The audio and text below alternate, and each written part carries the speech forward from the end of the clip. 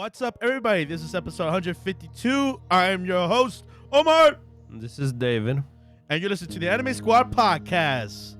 This podcast is about us friends that talk about seasonal animes, weekly, video games, and whatever catches our interest of the week. Don't forget to like and subscribe and hit the bell button and tell us in the comment section what shows you guys want us to watch this week. And last thing, we got timestamps for your favorite animes. So you want to just skip right ahead? It's in the description. And yeah, let's just jump right into it. Starting off with My Adventures with Superman, episode 7. And obviously this is the aftermath of last episode of Jimmy and Lois know who Clark Kent is. And first thing he does is shows them his childhood, where his secret lair is at. Basically, a secret in general. His Fortress of Solitude.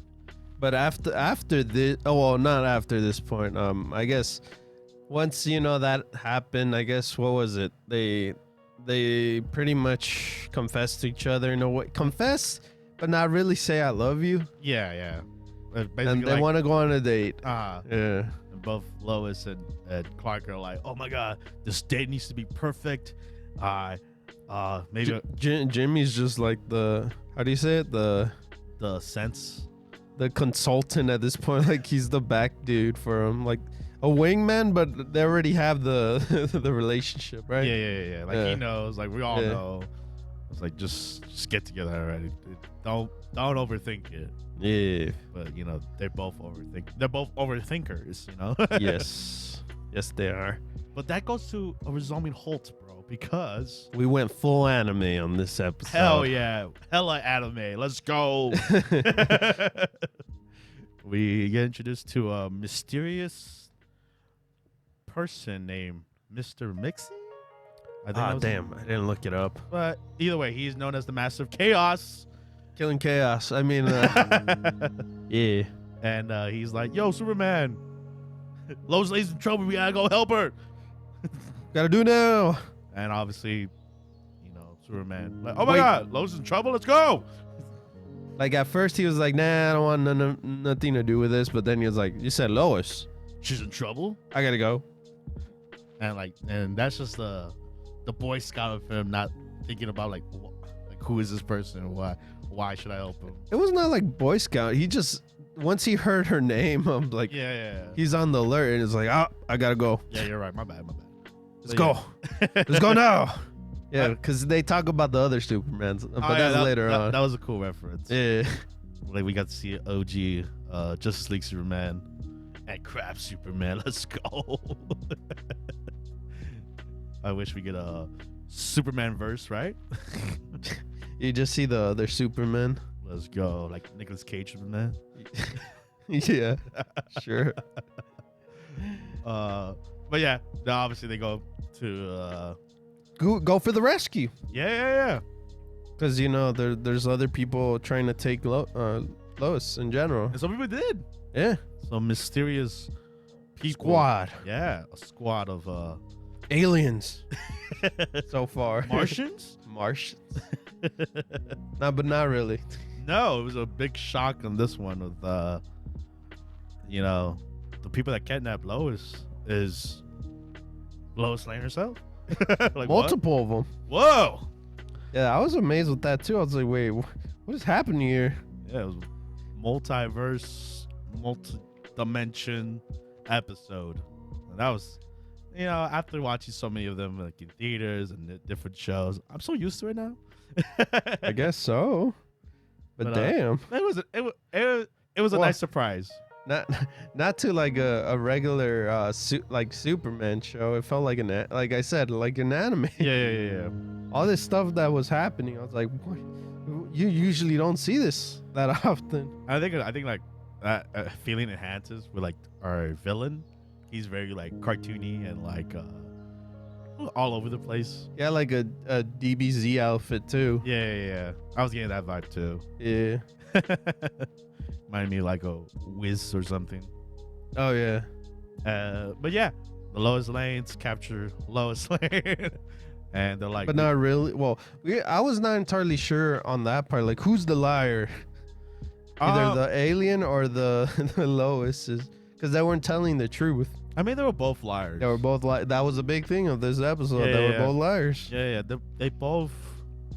Well, obviously, the Master of Chaos was truly the evil one. Yes. Purpose, but he wasn't lying. He's a god of that lies in general. Yeah, the mischievous. Mischiefs. Yeah. He's kind of like Loki. That's how the vibe he was giving me. Yeah. But he was fun. But yeah, Or entity. yeah. But he tricked Superman in this episode with was like, "Where's Lois? Where's she at?" It's like, nah, man, she's not here. I lied to you. Come on, we break the stuff. Yeah, I'm here to steal some stuff. I need to get something real quick. And that's when the other Lois Lanes tell, our Lois Lane that, yeah, there's a version of us, and there's Lois Lane 1. But Superman's bad though. Yeah, Superman's evil. Evil. He would turn evil. That's why we got these Kryptonian rifles. I'm like, God damn. Kryptonian rifles. How many Supermen are evil? Yeah. Jeez. That they have to create a squad for to take down Superman. And why isn't there a bunch of Jimmies? They might dead. They might that, died. That was cool. That what was it? There was a Jimmy / Lois version of her. I thought it was just Jimmy, but in female form. Oh, okay. In a different world. Yeah, she was cool. But yeah, I didn't like the fact that they lied to our Lois and called her dumb. Like, you the weak one. I was like, damn, I don't say it like that. I like that Jimmy kind of planned out the whole situation upstairs so they could stay up there for the sneak around kind of thing. I know, because both Jimmy and Lois, they work very, very well together. Like you didn't even think about it. It's just like, bam. Obviously, they have the same DNA. She could unlock the door they were trying to hide from her. The secrets of what all Clarks and Supermans do. What they become. Yeah, because the ending was a shock, a twist. Pretty crazy. Yeah, with the whole Superman turning against humanity. Oh, so the question is, what do you think? Do you think she's gonna lie, or do you think she's gonna tell the truth to Superman or Clark Kent? I think she'll keep it a secret. Damn, she's gonna be the one to lie this time. Yeah. Damn. Because he won't believe it, even if he. That's but how she has the video thing. Yeah, but maybe I think it will mess up Clark because he's still trying to find himself. And I think it'll just mess him up. So I think she'll tell Jimmy about it. Damn. This relationship could either break or make or destroy it. Yeah, I mean, we'll see. Maybe they might pull a different route than I'm thinking of because of how it ended, right? Like how they say that they loved each other and stuff. Oh yeah, finally he says I love you. Yeah. And it was emotional while chaos was happening behind them and stuff. Destruction and he got his hat back. Oh yeah, he got his full power technically. that was funny. I was like, a little hat, really? That was the thing. But then it turns into like a crownish kind of thing. I guess it was a disguise. And how Lois and Jimmy planned out to take the hat off of him. Out of left field. I don't believe a minute of that, but sure. That was another anime moment where like they planned out a thing and hopefully it does the thing. Yeah. I was like, what? Okay. And I like how the portal thing reminded me a lot of a Spider-Verse new movie with the polka dot guy. Spot. Yeah. It reminded me a lot of that. Oh, okay. But yeah, you can't trust these new characters, and like you said, can we trust Can we trust Ken? Yeah, can we trust Clark? Can we trust Kent? Superman? Yeah. Will he turn rogue? But they're not all the same, remember? Yeah, exactly. What do you say? Yeah, but Lois got that video of like a bunch of Supermen turn evil. But is this one evil? I hope not, because I like the Superman. He's very dorky and like he's like I don't know. He gives that like nice vibe. Well, he manages to break what other Superman don't do. It's like tell their truth right away. Yeah. Because normally it takes a while for Lois to find out that it's Clark, right? Yeah. And this one it didn't take that long. It took like 6 episodes. This is where he's like, oh, I'll fly with her anywhere. You know, I'll take her anywhere at this point. Kind of vibe, you know. Yeah. So he's not shy of it no more.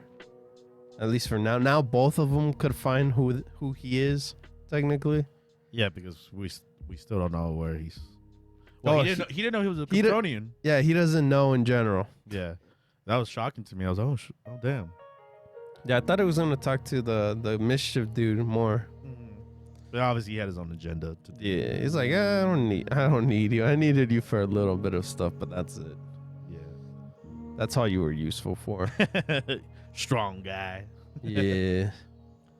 I like how the little reference to like the other Loises too when they went to the Hall of Loises. That was funny. And like the original Lois Lane didn't trust any of the other ones either. Yeah, only the cool one. From what our mischief guy was. Yeah, Mr. McC. Yeah. But yeah, that cliffhanger, man, I was like, damn, where are they going to go from there? And who is Lois Lane gonna lie? Yeah, is she gonna tell the truth or is she gonna lie? Keep it a secret. That's what I'm curious. No, very much so.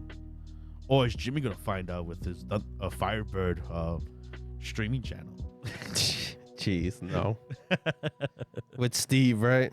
Yeah, hell yeah, with Steve. God, Steve was wild that episode. But yeah, get more Steve. That guy's fun. He is fun. But yeah, we'll find out the fate of Clark and Lois. And the adventures with Superman. So yeah, obviously a great episode. So yeah, can't wait to see more.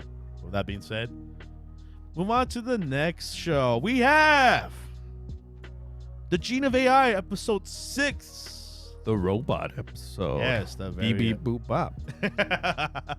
And for this episode, we're just gonna talk in code. Beep beep boop bop. Beep boop bop bop. Oh god. No, just playing. But yeah, this was very, like David said, very the robot episode. No, well, there was humanoids, but like it was mostly centered around like I guess the first part, like robots learning what humans can do. Like well, both of them. No? To me, I feel like this part, I guess the one with the blacksmith in general is like, is it good to have a robot do what humans do? I guess. Yes. In a way, that's how I pictured it. Because what the I guess the scientists were wanted to do was preserve that technique of blacksmithing or something. Yeah. And it could keep going throughout the years and keep that tradition alive. Mm-hmm. While the blacksmith guy was like, nah, I think it's messed up. You're trying to replace me. Which I think it's a big topic even right now as I was speaking with the whole AIs taking over writers and, you know, artists' jobs. It's a bad thing and a good thing at the same time, you know? Mm-hmm. Like there's no like good way in general. Yeah. Like I'll give you an example. Like maybe like a language that is dying little by little and no one's speaking it. Hopefully someone like puts it into a computer and keeps that language alive, you know, at least that way. Keep it in archive. Yeah, because there's some languages that are completely indigenous kind of thing that are completely gone. Like the whole Native American language. Yeah. Or like, I know for us, like the Mayan culture, how they speak, like different kind of Spanish in Mexico. And this episode in particular is like kind of like, I get it, like at the same time, like it's not like handmade, you know. You don't get it like exactly how a human would do it, you know. when you have it handmade, it's more special versus something getting. It's kind of like when a car gets built in a factory. You get me? Yeah. Versus someone making the car then and there. You know? Yeah. That's a very good point. And I guess in this episode they got a different way to tell it, Mm-hmm. because it inspired the old man to become better than the robot itself. Because when he I guess they're both learning from each other in this episode, which is a good thing, because there's always like that saying, like, you could never stop learning. Mm-hmm. Even if you master something, there's always something you could do better. Yeah. And it's a good thing, especially like in this area, blacksmithing. You can always improve like your sharpening or like your fine tuning of it. And like I guess with the AI robot, he showed him that light. It was like, you're right. I can keep improving even with my age. Yeah, even Sada, what's his name? Oh, the doctor? Yeah. Pseudo? Pseudo in general. Even asked the question too, like, do you think it's right to do it, I guess, right? Yeah. I mean, that was basically his purpose of this episode. Yeah. It's like, is it right to do what we're doing for Robotniks or like humanity itself? AI itself. And it's like the biggest question of it, because like I was mentioning earlier, like the whole AI is taking over, real jobs. Like, is it a good thing or is it a bad thing? And it really depends on who you're asking that question. It could, it could steal jobs as well too, man. No, yeah, most definitely. The next blacksmith in this show could be like a robot, and that's it. Mm-hmm. You don't need humans to do it for you. Exactly. It's always the scary part, right? Like, yeah, where's the fine line of like using AI or not using it? Of course. And but I guess in this episode they showed off it could be a good thing, because we could preserve that knowledge to whoever wants to master that technique or learn it for the first time. Mm-hmm. And then the other route is like, we can improve from each other, our techniques. That way it'll become the best knife or like sword that we could make in that area. So that was cool. And I like how very detailed of like learn from the old man's routine of like, this is how I do it, and you just mimic me. Mm-hmm. Because he didn't want to teach it. He didn't want to teach him. Like, nah, screw this robot. But like the other half was interesting too, which the idea of it is darker than how they portrayed it in the episode. Yeah. With the whole the boy robot, and how, because we don't see. Apparently there was a multiple of them, but at first they didn't explain it to us. Yeah. It was just like, hey kids, we got a robot kid AI gonna be with us in the class, and he was just like full of joy, acting like one of the kids, and is just happy to learn. And you kind of like, oh, okay, he's trying to enjoy his life as I guess as much as he can, I guess, right? Yeah, very much so. And then learning was his big thing. Like, he knew the answer, but he didn't know how to get it. Yeah, especially when it came to math, which I like that they did that, because math is always a subject where, yeah, you know the answer, but how did you get there? Yeah, you know what I thought about in general, how at first he was a robot through and through on that part. But once he started enjoying the school, and then he started learning from the humans, he started becoming human. Yeah.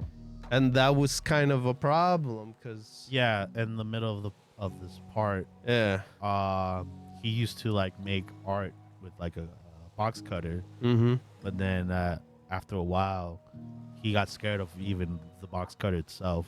Yeah. And you wonder why. And I guess we put two and two. It was like, I guess the other robot AIs themselves.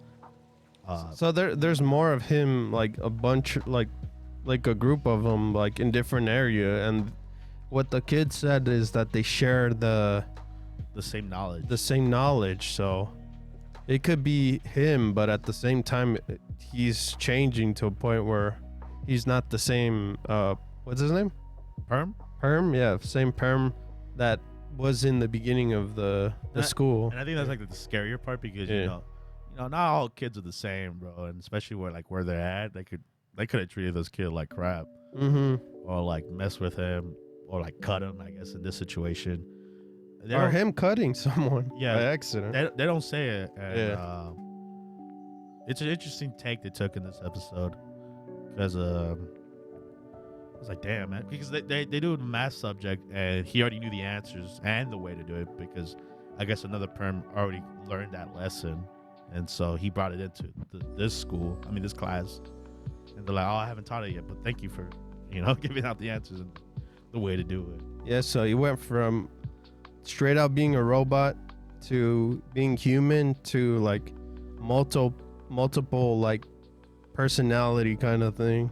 Yeah, because he was dark, he was sad. Yeah, it was like, man, until like the kids were like, hey, let's cheer him up, and they do like a thousand jump ropes. Yes, and since he's already like he has multiple of himself, he kind of knows like where the movements are going. So if anything, he was reverting back to being a robot-ish kind of a robot in general, right? Yeah, like he was just like keep it to himself or whatever, or whenever people respond to him, he'll answer. But in that moment, he appreciated those kids saying like, "Hey, thank you for jump roping with me," and I felt alive for the very first time. He was too smart for the school, so he needed to go out. Yeah, they're like, all right, we're bringing back all the perms. Thank you for teaching him. And it's weird. I wish we could continue that story because they could go so many ways with that. And it's just a shame like that's all we're getting from it.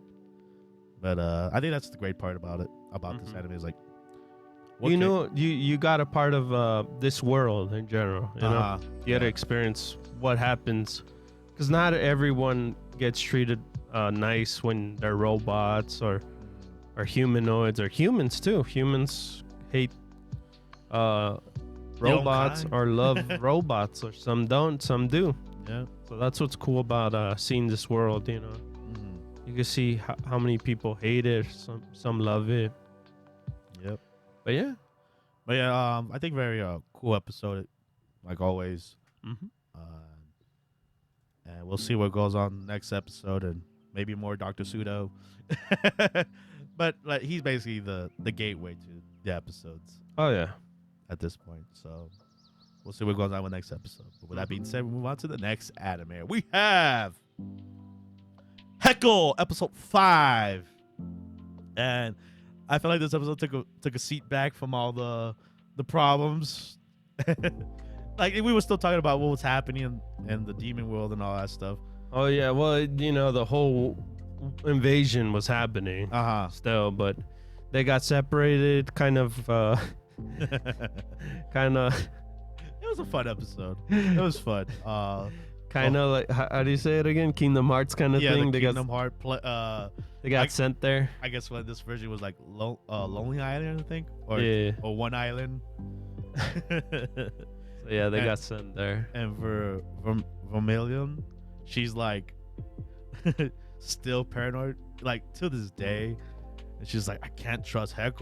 He's probably gonna attack me if I let my guard down. It's so crazy. The thing that's crazy about this show is that it doesn't take itself too serious, but you notice that there's some serious moments, and you're like, I'm curious what Helck is trying to do in general. Like I know how he appears is funny, but at the same time. What's his goal? And what is he trying to do? What's his end game? Yeah, like I'm curious. Like she even asked the question, like, why did he save me, or why did he save her or him? I'm not entirely sure, but yeah, that whole scene that happened last week. That's questions I could see why the reason why she's so cautious with him, because we don't have a clue of what he's up to. Yeah. Yeah, especially with the whole like not attacking the angels, right? Yeah. No, yeah. Like it's crazy to think about like still episodes in like Heckle's still the mystery character, even though he's our MC. Yeah, there was a moment where he was talking to our the demon lord girl, and he didn't want to say the name. Yeah. He slowly like kind of stopped for a second and then continued on. I was like, what? Okay. First time Like he just dropped it. Yeah, he dropped it, and I was like, oh, he continued doing whatever he needed to do, kind of thing. Yeah, like build a house. Yeah. Build a house in a boat, man. That boat was awesome, right? Oh yeah, definitely. Had like lights and like a pull up top. Yeah. It was a yacht at that point, right? Yeah, that was amazing. Yeah. You know what's crazy too? The one thing I was amazed in this show is that I thought only humans lived in the surface area, because I was like, what are these creature guys? Yeah, that was weird. Yeah. Those creatures, but Yeah. they were cool. My favorite being the green chicken. That, oh man, that character was hilarious. Yep. Especially when like a moment with Vermilion, she's like spying on Heckle, Mm-hmm. and the chicken's like, "What are you doing here?" and it's like, "Chirp, chirp. Don't worry, he won't know that I'm here." Chirp, chirp. And then he's right there. He's like, "I found you guys. Thank you for chirping." And he was like, oh, my bad. My bad. But like, of Vermil, she's just like so consumed with the thought what Heckle up to. Like it's distracting her so much. Vermirio, yeah, something like that.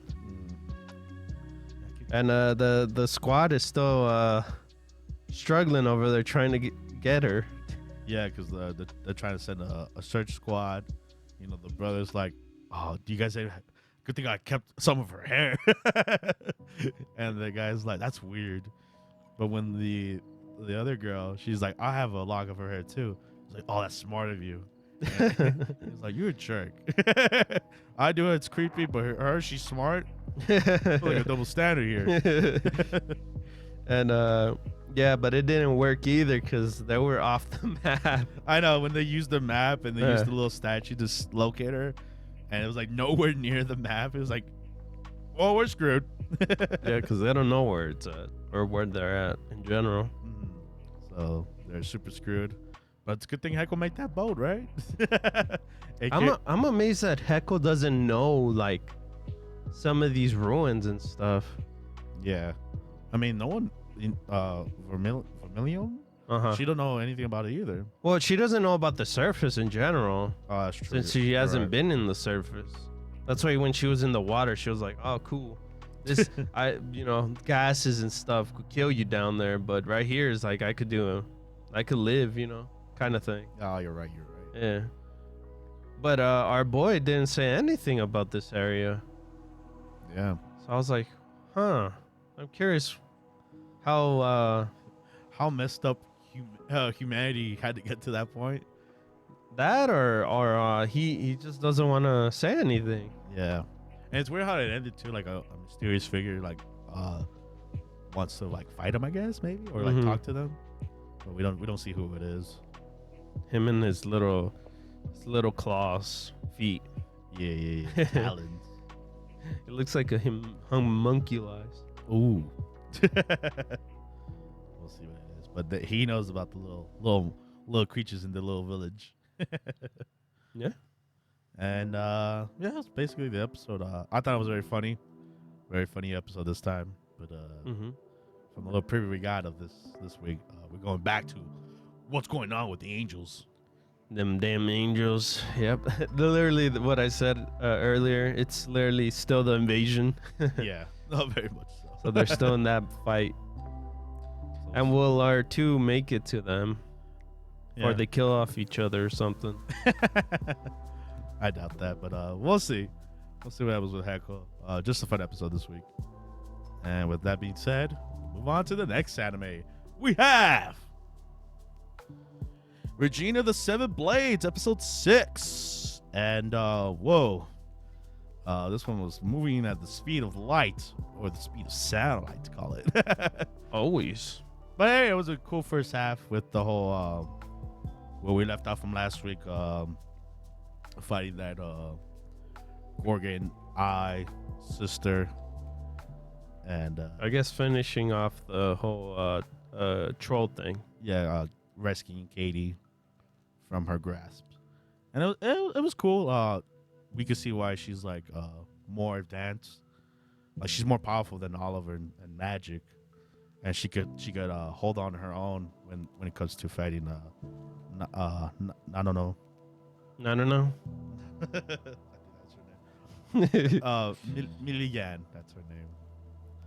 But yeah, she was holding off her own against the two strong MCs, and it was a cool fight. What'd you think? It was okay. It was okay. Yeah. Okay. And I call bull on the whole not breaking the speed of sound. She's got hidden powers. Or breaking time itself. Yes. It was, that they didn't even know. Yeah, they didn't know. I don't know. She just pulled that. It just happened. Like she pulled a lot of things out of thin air. Anime. Anime, baby. Like she could able to deflect magic with her sword. Her spellblade. Mm-hmm.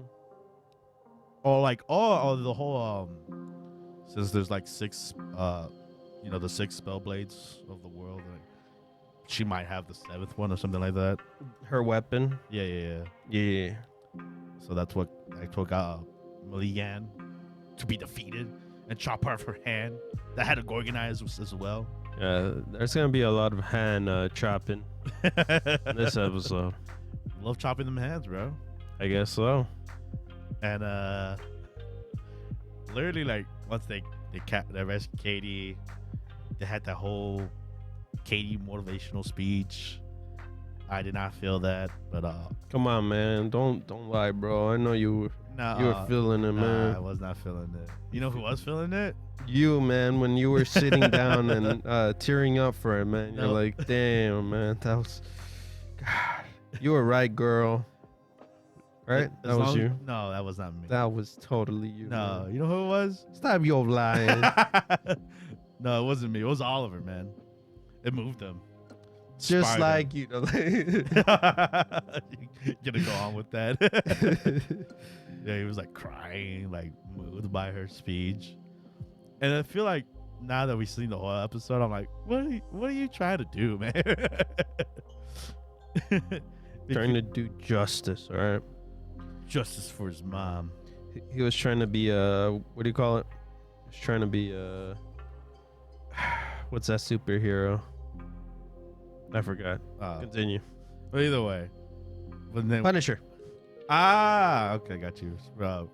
Revenge for his family. Yes. And that's why to one of his family. Yeah, his mom. Yeah. Which apparently his mom was killed by the school faculty itself. Yeah, Snape was one of them. Yeah, which what's his name again? Darius. Yeah, Darius. Darius like, yo, Oliver, come with me with a special mission. We gotta go. Not really a creepy moment, right? Yeah. Just Oliver, yeah. not the friend group, because they're not relevant. Don't bring guy. I need you over here. Yeah, you MC, get over here. And then we had the whole confrontation with Darius and Oliver, and Oliver's pretty much that moment where he takes him down with the whole his time ability thing. Yeah, and he's like, he busted out a Doctor Strange moment. He's like, if I go this way, that way, I'm gonna die, like this or like that. There's many possibilities that I could die. I need to find the one route that leads me to victory. And I'm like, you guys watch Avengers? We're making this anime or this manga, whatever. And off with his hand. Yep, his hand got chopped off. Yep, another hand chopped off. And then for some reason, the siblings appeared out of nowhere. Yeah, if they knew that he was here, and then now he became the leader of his cult. his League of Shadows. Yeah, or Court of Owls. Yeah, However you like to call it. and That was such left field.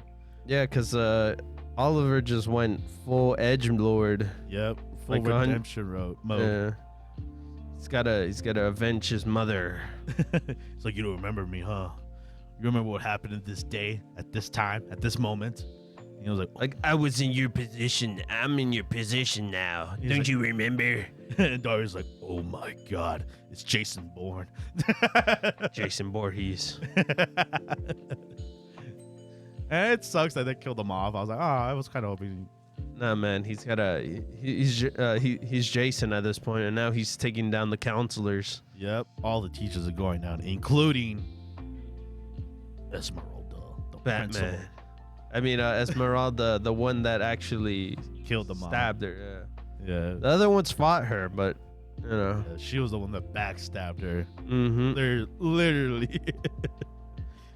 And Yeah. So he's playing like I forgot her name. What was her name? Nana. oh yeah, Like, oh, I get you now. I understand. I understand. So I wonder if I will take that lesson to my heart. yeah. Like, what? Excuse me, Oliver. So Oliver has joined the dark side in a weird way. Yes, we find out his true purpose, his true goal of being in this school. Revenge. Either the school is bad or he's bad. Well, he doesn't matter. Well, yeah, because the school's bad in his eyes because Yeah. he killed his mom. But we don't know the whole reason why they. Yeah, we attacked- just know that mom died. Yeah, That's mom, it. Mom got assassinated, Yeah. and but there has to be a reason why. And I guess Darius was. It was me. I killed her. The reason why, I just wanted to. Yeah, I wanted to inflict pain on her so badly. Because I hate you, Oliver. Yeah, you suck, and your mom sucked. Yes, I'm not entirely sure. We'll see what happens. But yeah, like David said, full edgelord Oliver, and we'll see what happens with Oliver and his hidden cult. And his squad, what are they gonna think after If What they he find done? out that he's a murderer? part of the secret cult society. A murderer? Well, they're all murderers, But he murdered. I guess. What a murderer. Murderer. Yeah. But yeah, that was Regine of the Seven Blades, episode 6. Interesting turning point, and we'll find out what happens next week. With that being said, we move on to the next anime. We have Undead Girl Martyr Farce, episode 6. We got a switcheroony. Yeah, Mr. Watson thought he was talking to Sherlock Holmes, but That was a lot of switcheroonies now that I think about it. it's all mind games, bro. Mind games. That's why we like this show, especially with the legends we have playing. Because Watson thought he was talking to Sherlock Holmes right off the bat, talking about what kind of security they have. Yeah, because no, at first I thought it was like, oh look, Watson, and then I was like, is that Sherlock? At first, I was questioning myself in the inside. I was like, it's got to be him, right? And then he appears in the back. I was like, oh damn, Watson. because I noticed that his eyes aren't like they weren't the weird eyes thingy that I liked. Mhm. So when Sherlock came out of the other way, I was like, oh, Yeah, it was none other than Lupin. Lupin. Yeah, he caught me off guard. I was like, damn, Hey man, master of disguises, right? this guy is Living up to the me. name. So that was cool, and like I like this episode. I like this episode a lot with like everyone playing their game. Like, you know, Sherlock had a game in mind. Lupin is playing 3D chess over here, while Aya and that group are just being out of the picture, being buffooned because There's another, like I said, another switcheroony that happened. That wasn't intentional. It was No. literally like that. Oops. That was two cages. They were hungry. The other one wanted to go to the Wax museum. museum. Yep. And then left Aya by herself, and yeah, I mean, And then the man with his chicken and what was it? Chicken and What do you call? What are they called in England? Chicken and chips. There you go. Oh yeah. Because they're not French fries. They're chips. All right. Damn right. In England. Yep. But only, yeah. only salt, no vinegar. But yeah. So he took the bird. The British guy took the bird, and I mean the bird. No, the British guy took Aya, and our Oni Slayer took the bird. Yeah. That's what called the whole misunderstanding, but where all the events kind of tie in together. Oh yeah. Because when they were trying to look for her, they stumble upon Lupin. Yeah. This show, though, this at least particular arc just reminds me of Dororo. Oh, okay.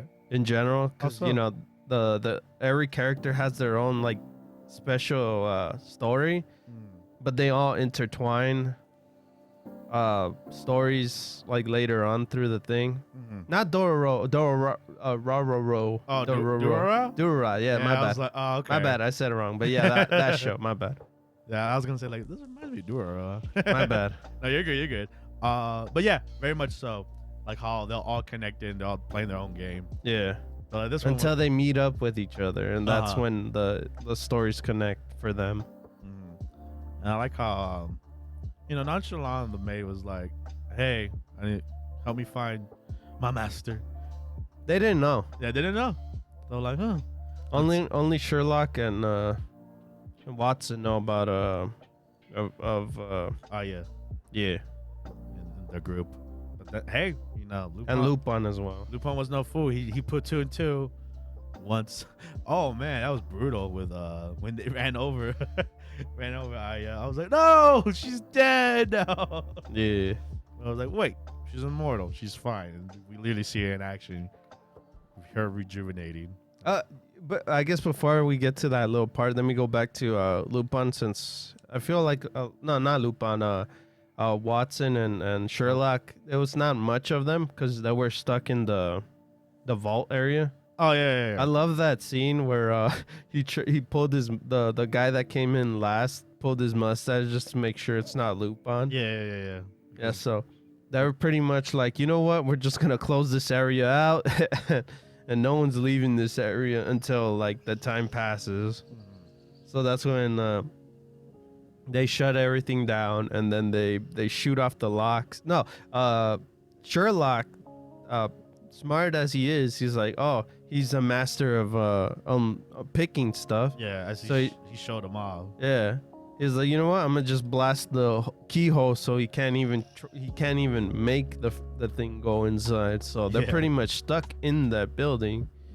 So he outwitted Lupin there. Yep. Or did he? But yeah, going back to where you were at, it was insane. The whole the confrontation. Yeah. With, they didn't know each other. They were like, oh, hey. Once they found out that the cage and her, they put 2 and 2 together. So it's like, oh, okay, so it's you guys. Yeah, it's you guys. You guys should drop the case. Yeah. No, not drop the case. Our boy, our Oni Slayer was like, I could beat you. Yeah, and Lupin being Lupin, no matter what version it is, don't like to be out best. Yeah, like, come on, excuse me, get over here. Yeah, I'm about to shoot you, boy. Which, I like that fight actually. He gave him a smackdown, and he's like, "Did I lose?" Yeah, I love that part. But hey, man, don't mess with Lupin. It was that cool one. how he used marbles. Oh yeah. I was like, oh okay, that's an interesting way to fight. Man, Lupin's not known for a lot of aggressive punches, but he knows how to manipulate stuff too, you know? Yeah, most definitely. Yeah. And I think that's what the best thing about Lupin is, like he's the master of tricks. Mm-hmm. And but yeah.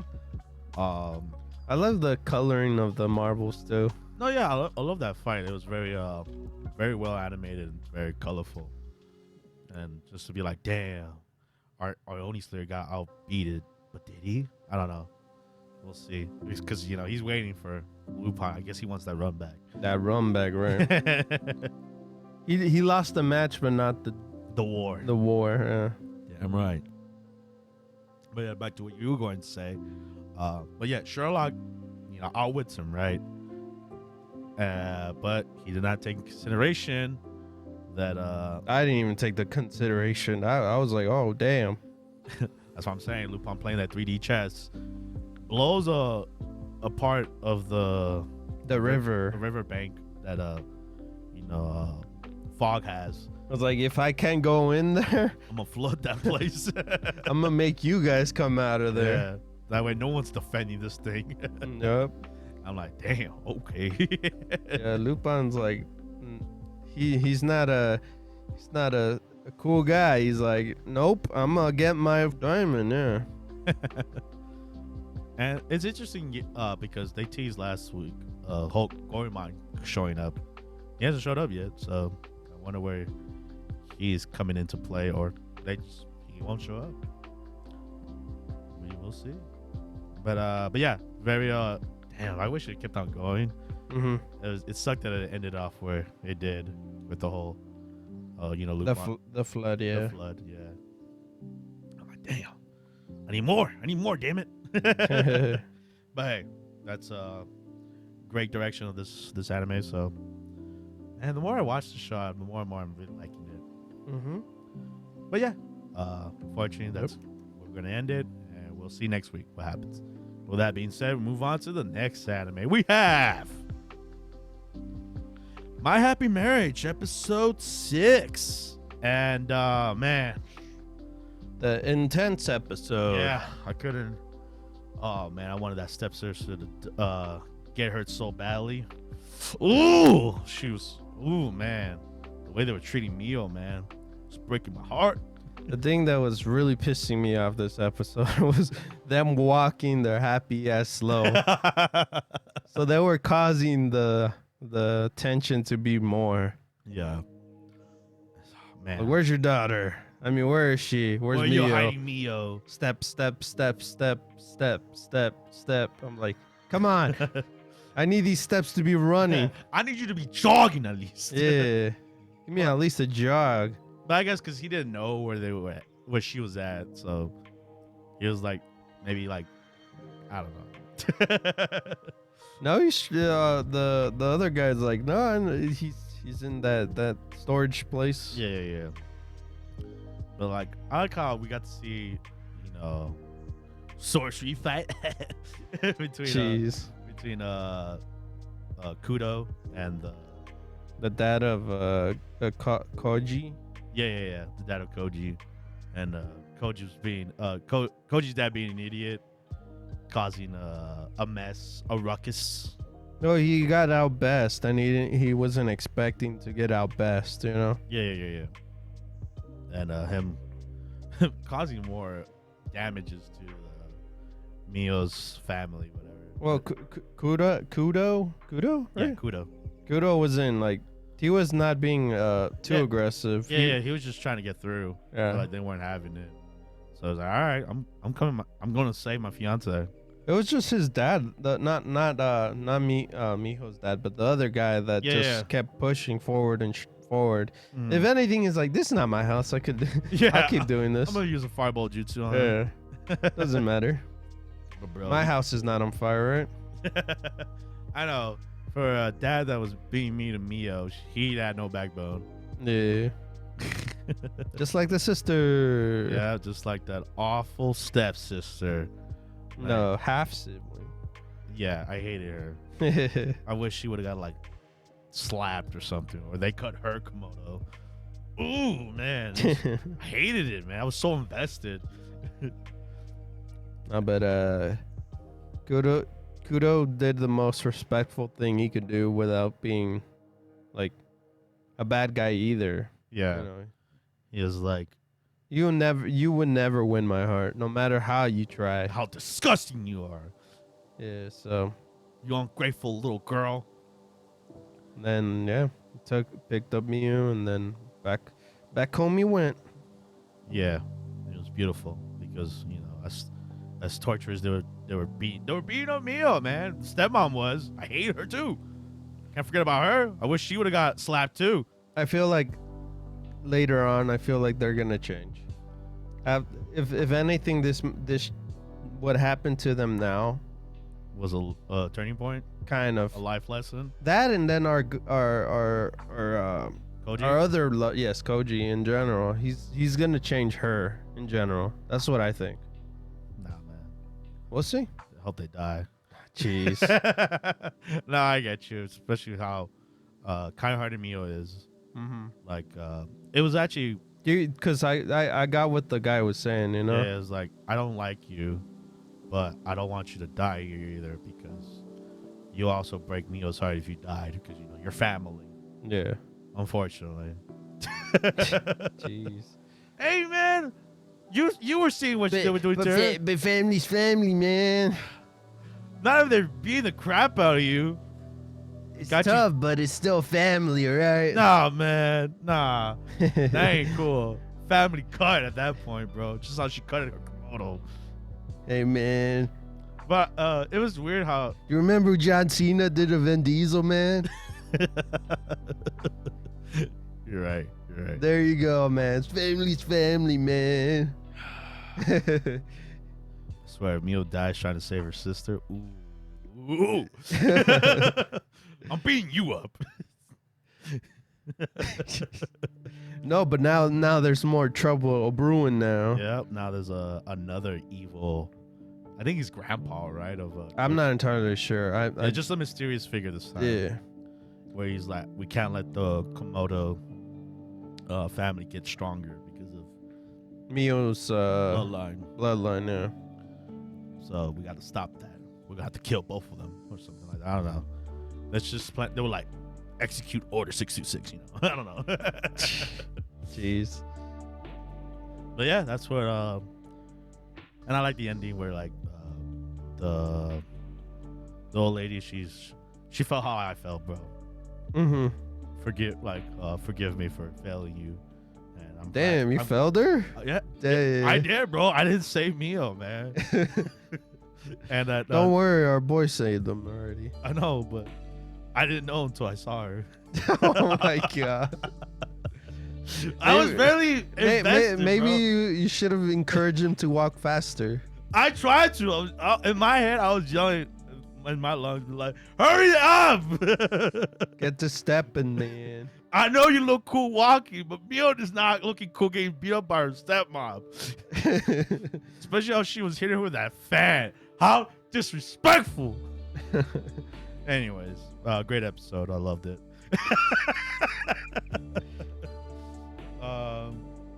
And I hate that no one's talking about it. Damn it. So you guys are watching this. But anyways, great episode, and we'll see where it leads off from here. And the mysterious figure and his ninjas or whatever they are, secret agents. With that being said, we'll move on to our next anime. We have Horimiya and the Missing Piece, episode 7. Yes, episode 7. Forgive me. And yeah, we have more Sakura and her being An otaku. an otaku. What? Like us? Let's go. She loves the mangas. Not only does she love mangas, what type of mangas? The mangoes. The Shonen Jump mangas. Let's go. She loves Goku. No, but it was very cute. And Well, it's cool that we find out what I guess her manga, ninja kind of manga. Yeah, what she's into, what she likes to do in her free time, and like literally how the episode starts. She's just like, she couldn't wait till school be over to get her new Shonen Jump weekly magazine, but it was sold out. David, no.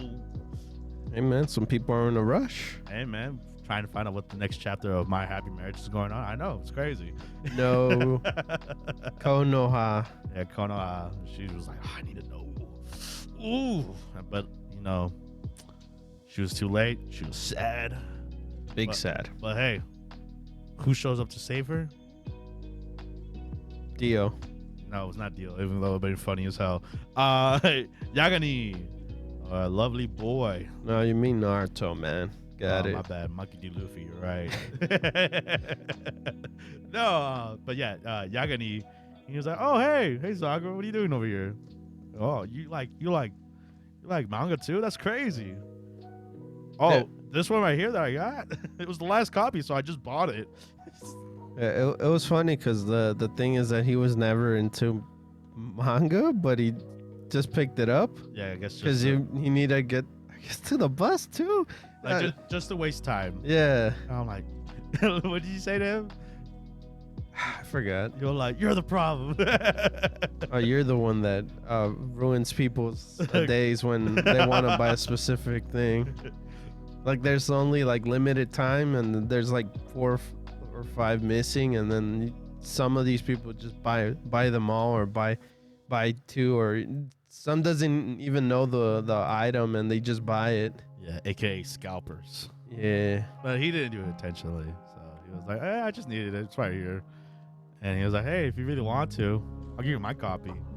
And she was like, are you sure? And he's like, yeah, I don't mind. I wasted money on it, but, give it to cute girls. That's I'd rather do that, Yeah, for her, she's like, did I feel desperate? Kind of thing. Oh my God. He's going on with weeb. And it was cute. She was grateful she took it, and then after that, they got closer. They were like, but like it was like, oh my God, people are talking about us. Did they think we're? Because at first she didn't know, because usually she's with the squad, and this is the first time in a while that she's been with another guy, but their own.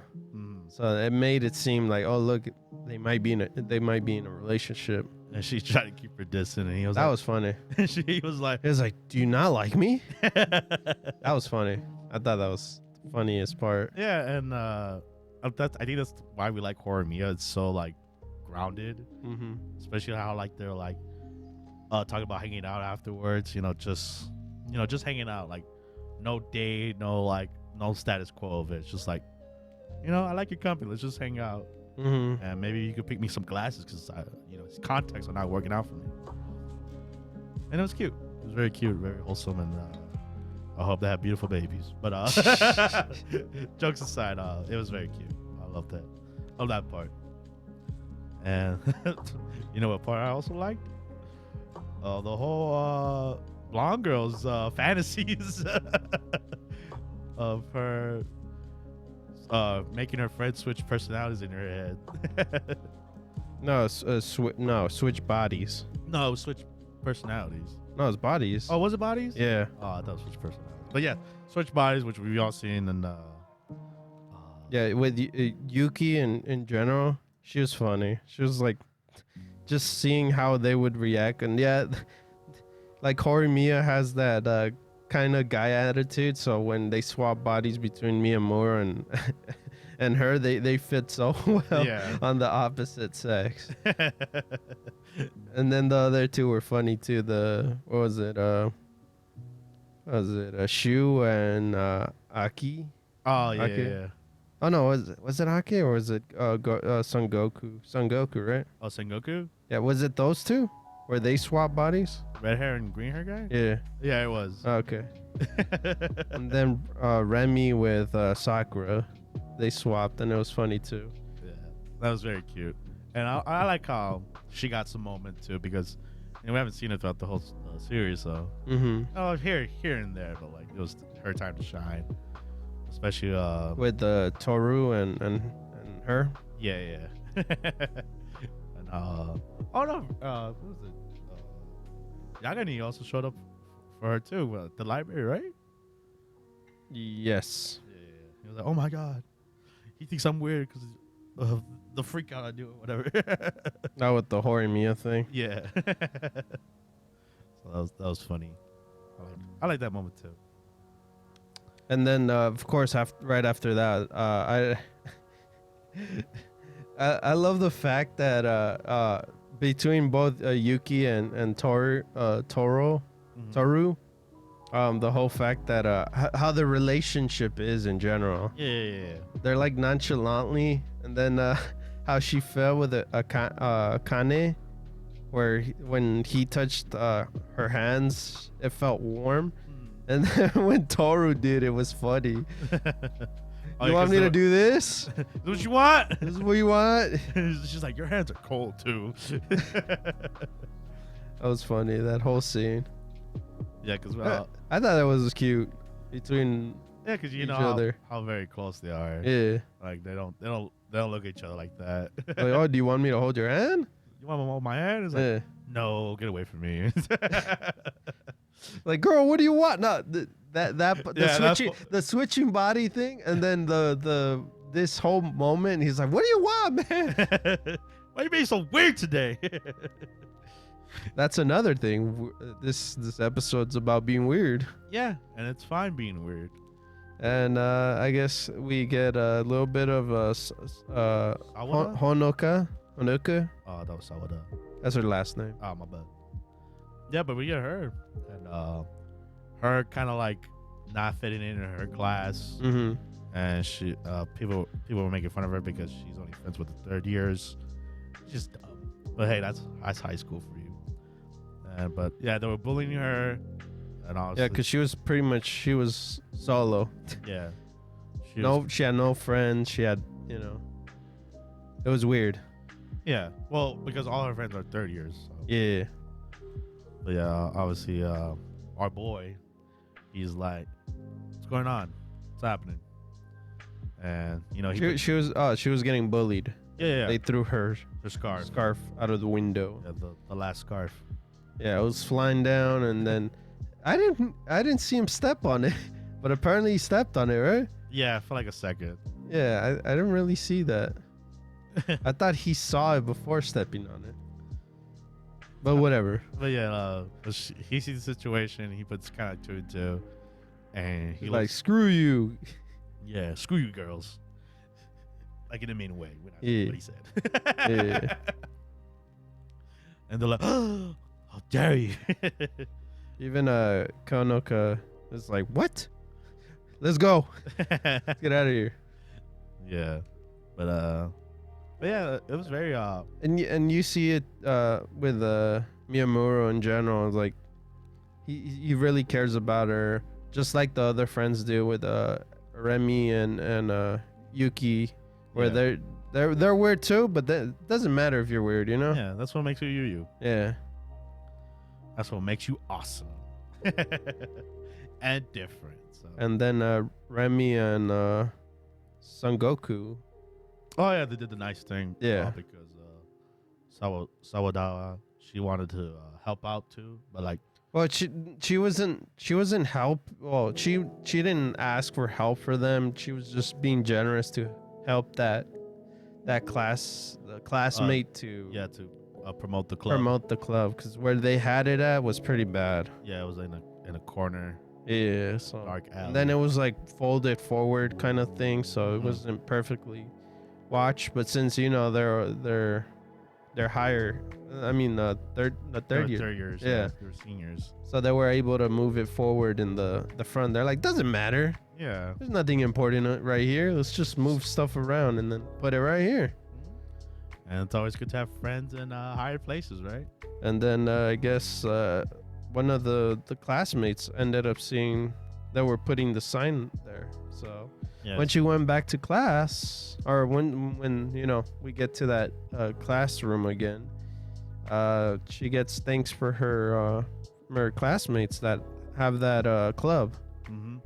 They straight out thank her and stuff like that, and they talk to her now. Yeah, they finally treat her as a classmate. Yeah, she's not hopefully friends. Yeah, very much so. And it was cute. It was a very cute ending to that. Mm-hmm. And just Horimiya being cute is always welcome. Mm-hmm. Gave some love to the other girls. It's kind of like the boys for the past 2 episodes. This time Sakura got the love on this one. Yeah, Sakura and Honoka. And with a sweet ending this time, referencing the manga that. Sakura is. We got a what do you call it? Opening ish. Yeah, to her manga. Yeah. That was cool. You see the ninjas, and then the girl damsel in distress, stuff like that. Yeah, so it was very cute. Yeah. And yeah, that was the Horimiya episode 7. And I guess we're gonna have a little bit more of the comic, right? I think so. Either nah, I don't think so. But We'll see. yeah, we'll see. Maybe I might be wrong. But yeah, that was a Horimiya episode 7. Hopefully more Sakura. Hopefully, Yeah. best character. Since she's us. She loves anime. She loves anime. But yeah. With that being said, we'll move on to the next anime. We have The Duke of Death and His Maid, Season 2, Episode 6. Yeah, we're at the halfway point, baby. I like that we're still not like Cuff and Zane? Zane are still part of the main story still, you know?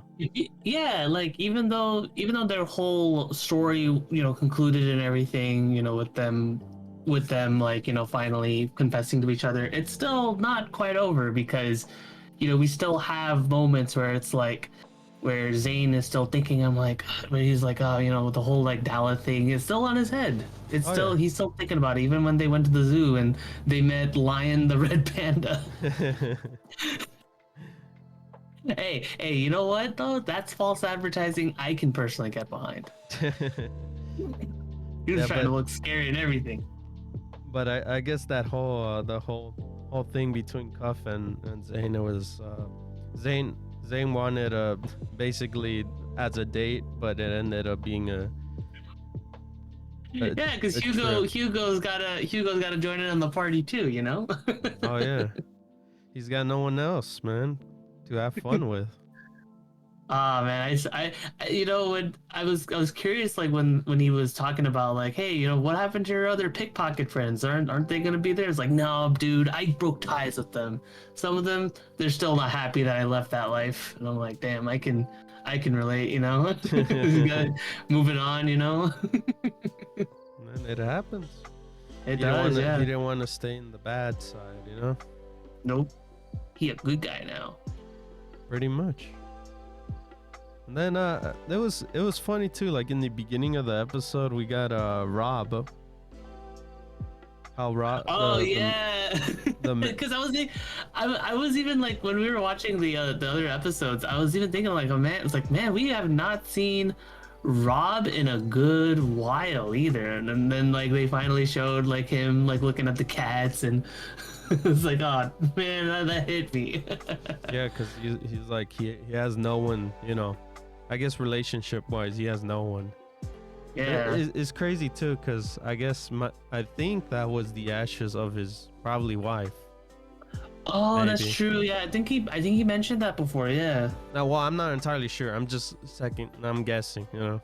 Right. Yeah. Yeah, because he looked at it, looked at the little case and pretty much said, "I guess I'm not alone." You know. Yeah. At the end of that part, you know. Because he has true, he yeah. has family. He's got his family. Yeah. Oh, but I guess what did you think of the whole like Viola Walter. eating too many sweets? Yeah, with like where Walter's like. Yeah. Okay, Jeez. I'll be honest. I don't know if it was just me. She didn't really look that different, to be honest. I think her cheeks kind of looked a little puffy, and then they mentioned the fat spilling in her thighs. But I'm like, didn't really look that different. It's not like a major kind of weight gain kind of thing. Because they even pull back to talking about it too, where it's like, oh, I'm finally back to normal after like those lifting like those 2-pound barbells. I was like, yeah. That situation was dumb. Between both of them, Walter's still bugging about him being better than his older brother, and Viola just pretty much likes Rob. Yeah. Jeez. I love that. I love that their mom is even like, I gave birth to idiots. Pretty much, look. Jeez. It's like nobody. It's like nobody in this house pretty much deserves like the state or whatever, because like you could just hear like Viola kicking Walter over and over and over again. Oh my god, that was funny.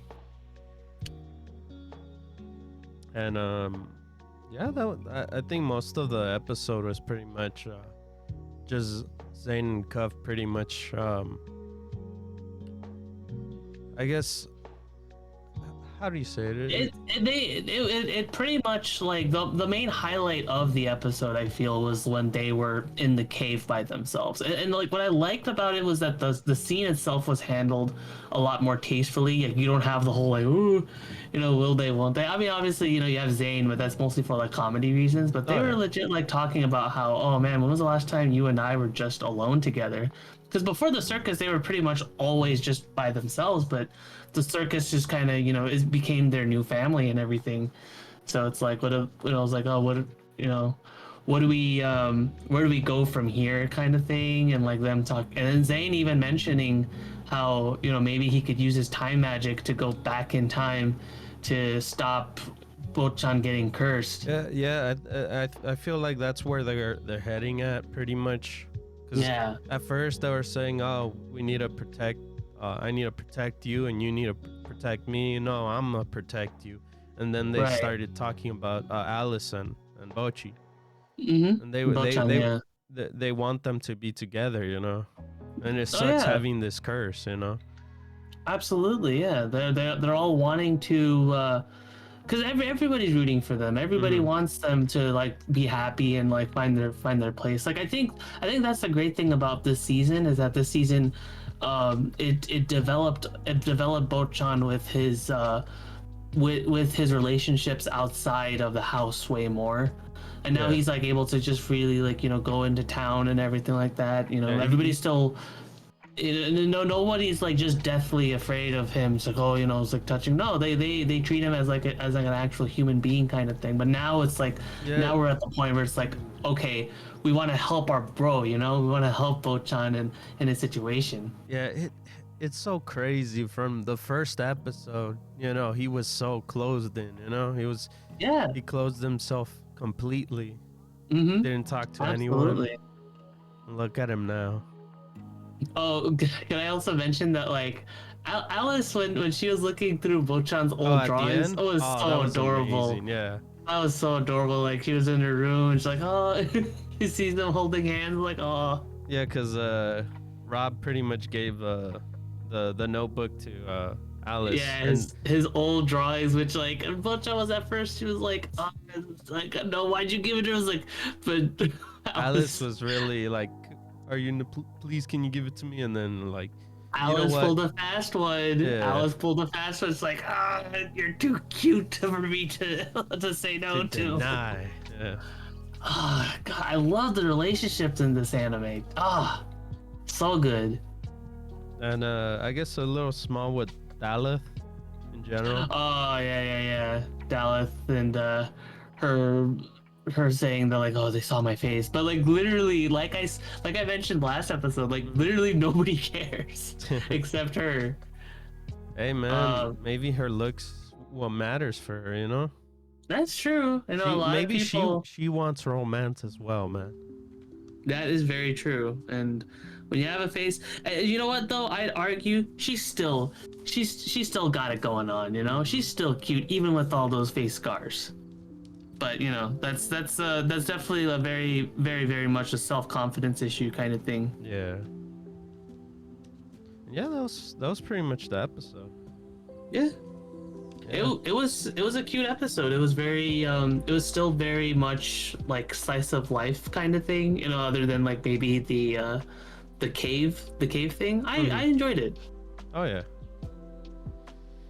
And then I guess with that we gotta move on to the next anime. We have Mushoku Tensei Jobless Reincarnation Season 2 Episode 6. Oh my god. I thought it would get resolved, but it doesn't. No, I think he even judges his sexuality too. Hey, I mean, you know what? For how that could have been handled, I think it was handled tastefully in a way. It could have been worse, But and you know the funny thing is that Sylphie even mentions how she's like, oh, I sleep in the girls' dorm, and at first I was like she was gonna like bat an eye, but then she mentions like, oh, it's to protect Princess Ariel. No, like, but okay. it's kind of obvious, man. There's so many obvious points to a point where he judged himself. So I'm like, oh my god, you're much of an idiot, man. And the funny thing is that she drops hints over and over again. With she even brought up her master, and the master is literally him. Mm-hmm. Like, oh, will I get to see your master? Like, no. I don't think that'll be happening. Yeah. I was like, jeez. It's obvious that she figured it out too, right? That she knows that this is, yeah. She's just waiting for him to find out, I guess, right? Yeah, I guess one little tiny detail I did like though is Rudius asking Sylphie about her glasses, about her sunglasses, and she was like, "Sunglasses? Oh, you mean these?" And then I immediately registered as like, "Oh yeah, because they probably don't have sunglasses in the world here." So I thought that was pretty interesting. That was a neat little detail. But yeah, we got introduced to a new character. We got introduced to Julie.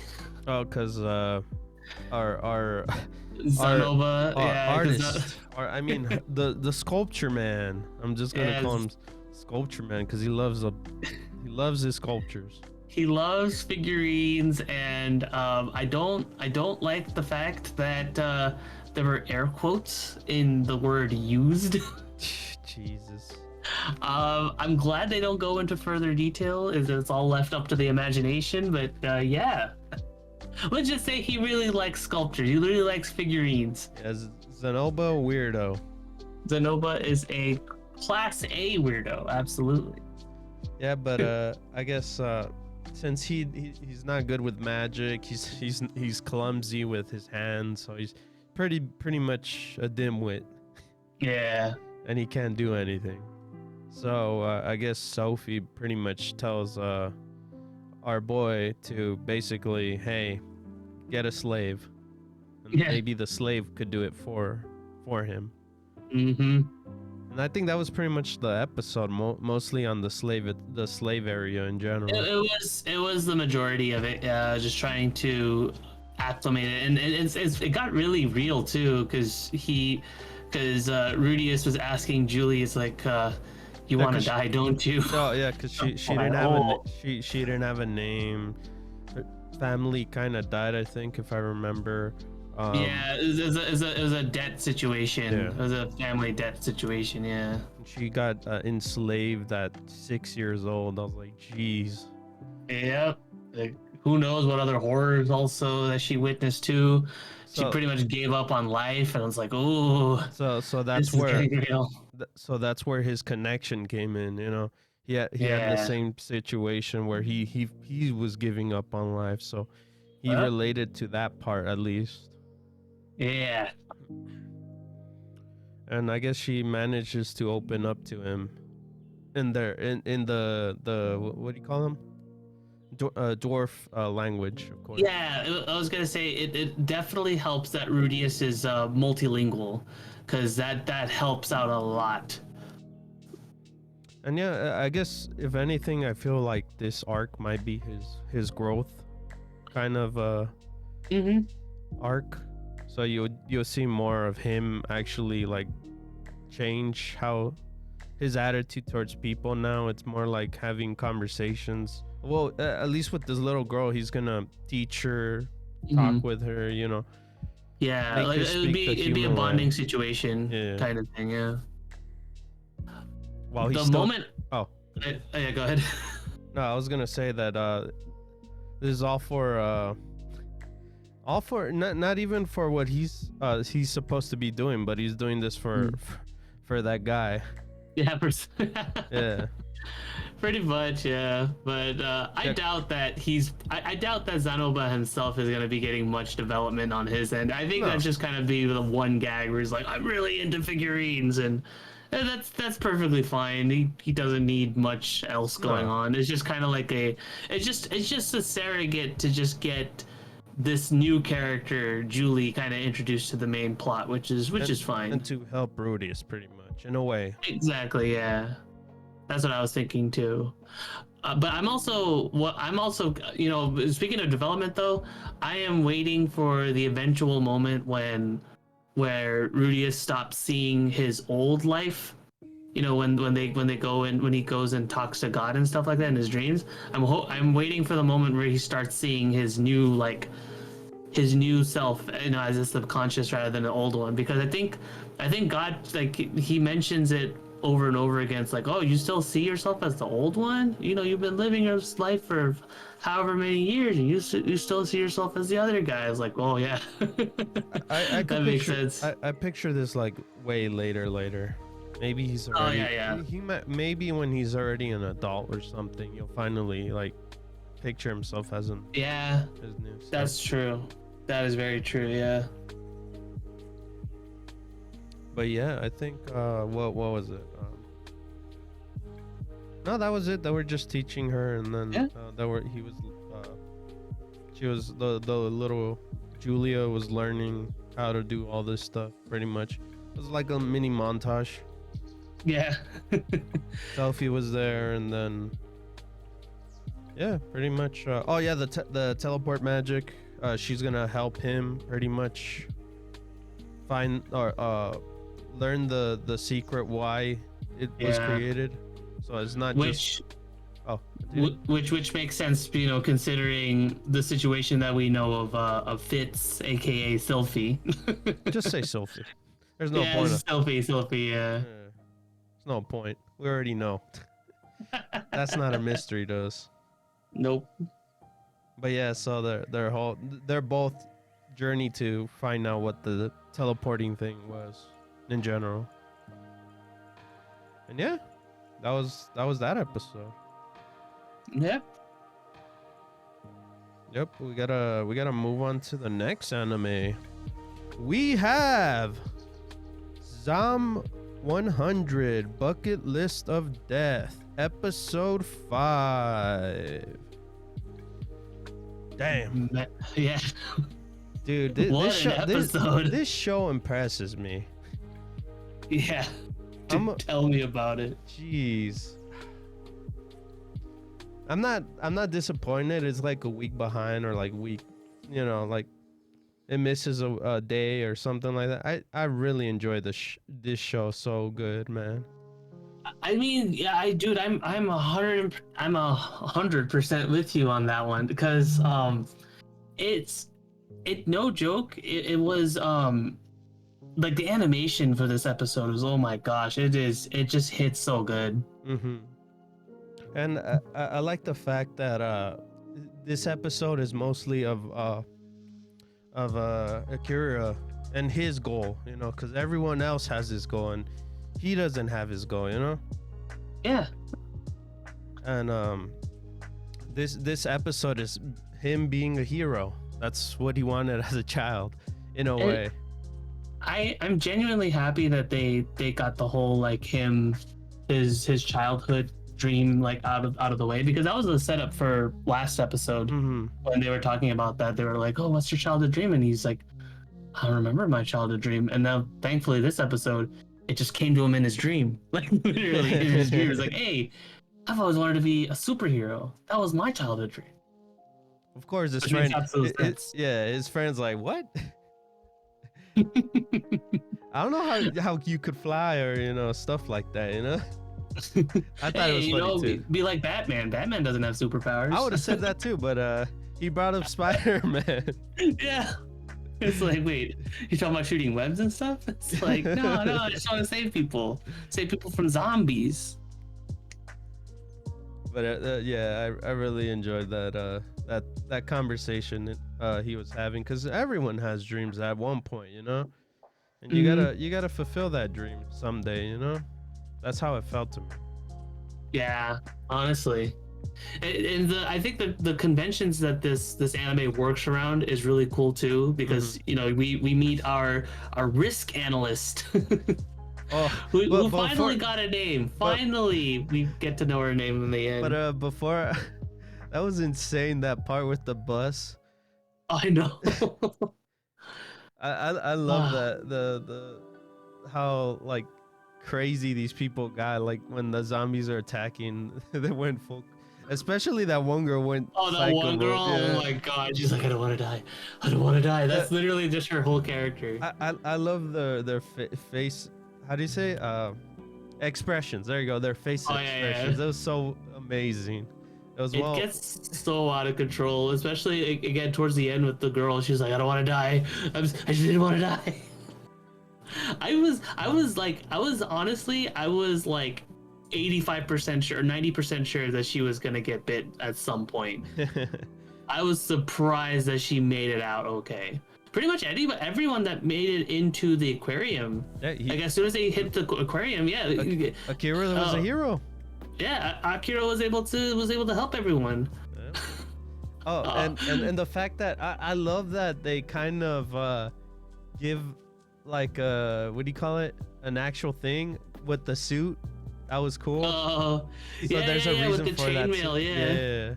I love that. I was like, nice. See, at least explain how he could fight these zombies. He can't fight them completely, of course. He could just, suplex them or throw them. Yeah, he had to throw them into the river. I was like, oh, that's smart.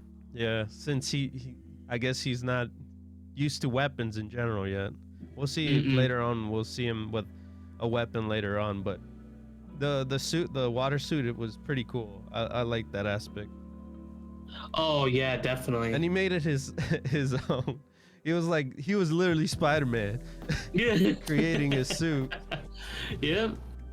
Creating it from the get-go and like everything. That was really cool. Yeah. It was honest. It was the crazy thing is like it was legit the same like aquarium like diving suit too that they used, but he just modified it with the chainmail.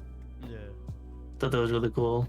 And I guess the possibilities of this suit in general. Of course, it couldn't beat the shark that was in the water, but it takes the pressure of a shark, right? Mm-hmm. So getting bit by zombies, it's not gonna affect them as much. It's gonna hurt, of course. They showed it in that scene. Also, when they showed off the shark and the zombies that were like power, yeah, it was terrifying. I was getting huge like flashbacks to this one Junji Ito manga, was a Gyo Tokyo Fish Attacks. Mm-hmm. I'm absolutely sure that this is like a direct reference to that manga with the shark being able to walk around, and it's like a zombie shark too. So I guess like, okay. they even explained too about the zombie shark too, because they said, oh, he ate the divers that were in there. So I guess they fused into each other in a way. So legit, I thought it was the other way around. I thought it was the divers that were eating into the shark, but they got stuck into the shark. Yeah, it could be either way. I thought that's what happened. I guess, yeah, potato. They're together. Yeah, they're together. Yeah. But that was terrifying. I would have been scared out of my mind if I was walking through that hall and then all of a sudden I just see a shark walking in the surface, man. That's true. Oh, but yeah, of course, what's her name again? So the girl, the risk analyst. Yeah. Her name is Shizuka. Shizuka, yeah. Yes. She went all off on our MC, of course, Akira himself, because yeah, he's a hero, but he's not really like a hero. What he saves strangers. The way she said it was, oh, you use this hero persona to basically mask your low self-esteem, basically cutting deep into his psyche, which. Okay, so obviously because we've been with Akira since like the beginning of the anime, we can pretty much confirm that that's not the case at all. Like my man does not have so low self-esteem at all, especially like after the apocalypse hits. He's been like going left and right, kind of getting stuff done. Well, I guess prior to that, maybe he had low self-esteem. Yeah, I think if anything, Kensho is definitely the one that's been well, he's obviously been facing his self-esteem issues, Oh, but yeah. he was definitely like the one that was worse off with the low self-esteem though. Oh, that too. Yeah. Mm-hmm. Thinking of Kensho. Oh my god. Hey man, he wanted to save his bro. All right. Oh, come on. The animation did not have to go that hard when he was when he was Trying to get shaking the his butt attention, around. man. Yes, yeah, it worked out. Dude, I felt like we were watching My Hero for a moment. Oh, That scene where he's getting ready to punch and stuff, it felt like One Punch Man all of a sudden, you know? He's getting Yeah. ready to get ready to whack the shark in the face. Oh, and I love how they brought up how to take down the shark too. They brought knowledge of the shark thing. yeah, it honestly it helps that the internet and everything like just that still works in general, because like yeah, she was literally able to look up like, oh, sharks are very, very sensitive to electric currents, which is how they're able to hunt for fish so far away. I'm like, damn, that is crazy. So you gotta learn a little things, right? In this show as well. A thing that you didn't need in life, but I guess now you know. Yeah. Oh man. But yeah, of course they saved the day. They took the shark out, and they're going. Oh well, I guess in the beginning he ended up talking about that he needs to go find his parents because Yes. he thinks it's alive. They're alive. Yep. And of course, at the end, they're like, "Oh, we're going on a trip to go get my The Gunma. parents." Yeah, the Gunma to go get his parents back. Yeah. I have a feeling the parents might die. I'm hoping That or not. they're dead already. I'm hoping that they're alive, but they're like really good at surviving. That's what I'm crossing Hopefully, fingers right? for. Yeah, hopefully. Yeah. And our girl basically gives him the numbers, her number to contact. And he's like, "Oh, hopefully I meet you Hey. again, girl." Got her number. Yeah. And yeah, that was it for the episode. I really enjoyed this one, man. I enjoyed so I did far. too. I enjoy this show. Like right now, it's one of the top animes for this season, or maybe. Oh yeah. Well, right now for now, because Jujutsu Kaisen is out, out for the count. But this is up there. It's second. Mhm. So yeah, damn. It's up there as like the best original anime that's not a sequel. Yeah. We can say that at least. Yeah. I'm here's hoping, crossing my fingers that the anime doesn't get delayed again. Hopefully everything is all normal now. So Hopefully. And if they need more time, just I guess give them the day or week, right? that's true. That's true. And we don't want people to. I don't want them to rush it. If it's a rushed anime and we don't get the quality that they've been pumping out, why want them? Why would you want the episode? You get me? That's true. I honestly, you know what? I agree. I feel like people's health and well-being is Yeah. the most important thing. Absolutely. Th- If they can get it in on time, great. If not, then that's fine too. Yeah, this episode really proved how well animated they could get. Mm-hmm. That was amazing. Especially Yeah. that when the shark hit the tank and then the fishes just came in flying. He's out dodging them. Choo choo choo. All the fishes hit the wall. I know. That was amazing. That was really cool. But yeah, can be gushing all over this anime all the time. We'll be here all day. Yeah. But yeah, Now we move on to the news segment, starting off with very interesting anime news on this one. I didn't even know it was happening, but apparently there's gonna be a Bruce Lee anime series gonna happen coming up soon. yeah, the House of Lee. The House of Lee. They dropped their first teaser, and my God, that teaser is amazing. Yeah, it was crazy. Like it has that old art style, like that old 90s style. Yeah. I'm curious what it's gonna be. It says right here the project is an action/fantasy series. So that's curious. So this is what is Bruce Lee gonna fight some dragons? I hope so. Or turn into a dragon. Or turn into a dragon? How crazy would this be? Yeah. I'm curious what this could go to, you know? And it helps too that the person behind this project is his daughter. His daughter's behind the production of this anime. Oh yeah, she owns the rights of this of her father's legacy technically. Yeah. Mm-hmm. So this is cool. Yeah. So we're probably gonna get this next year. Like hopefully it's like a dark fantasy kind of vibe, you know. Hopefully, and obviously it's gonna be respected to her dad, obviously. Oh yeah. So hopefully it's badass, like just like this trailer was. And I'm curious what studio's gonna end up doing this. Yeah, they haven't dropped the studio name yet, so we just got the kind of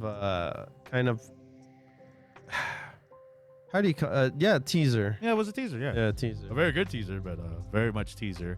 It felt like what do you call it? Like a project kind of teaser. Mm-hmm. It's not like an official. Maybe it's official.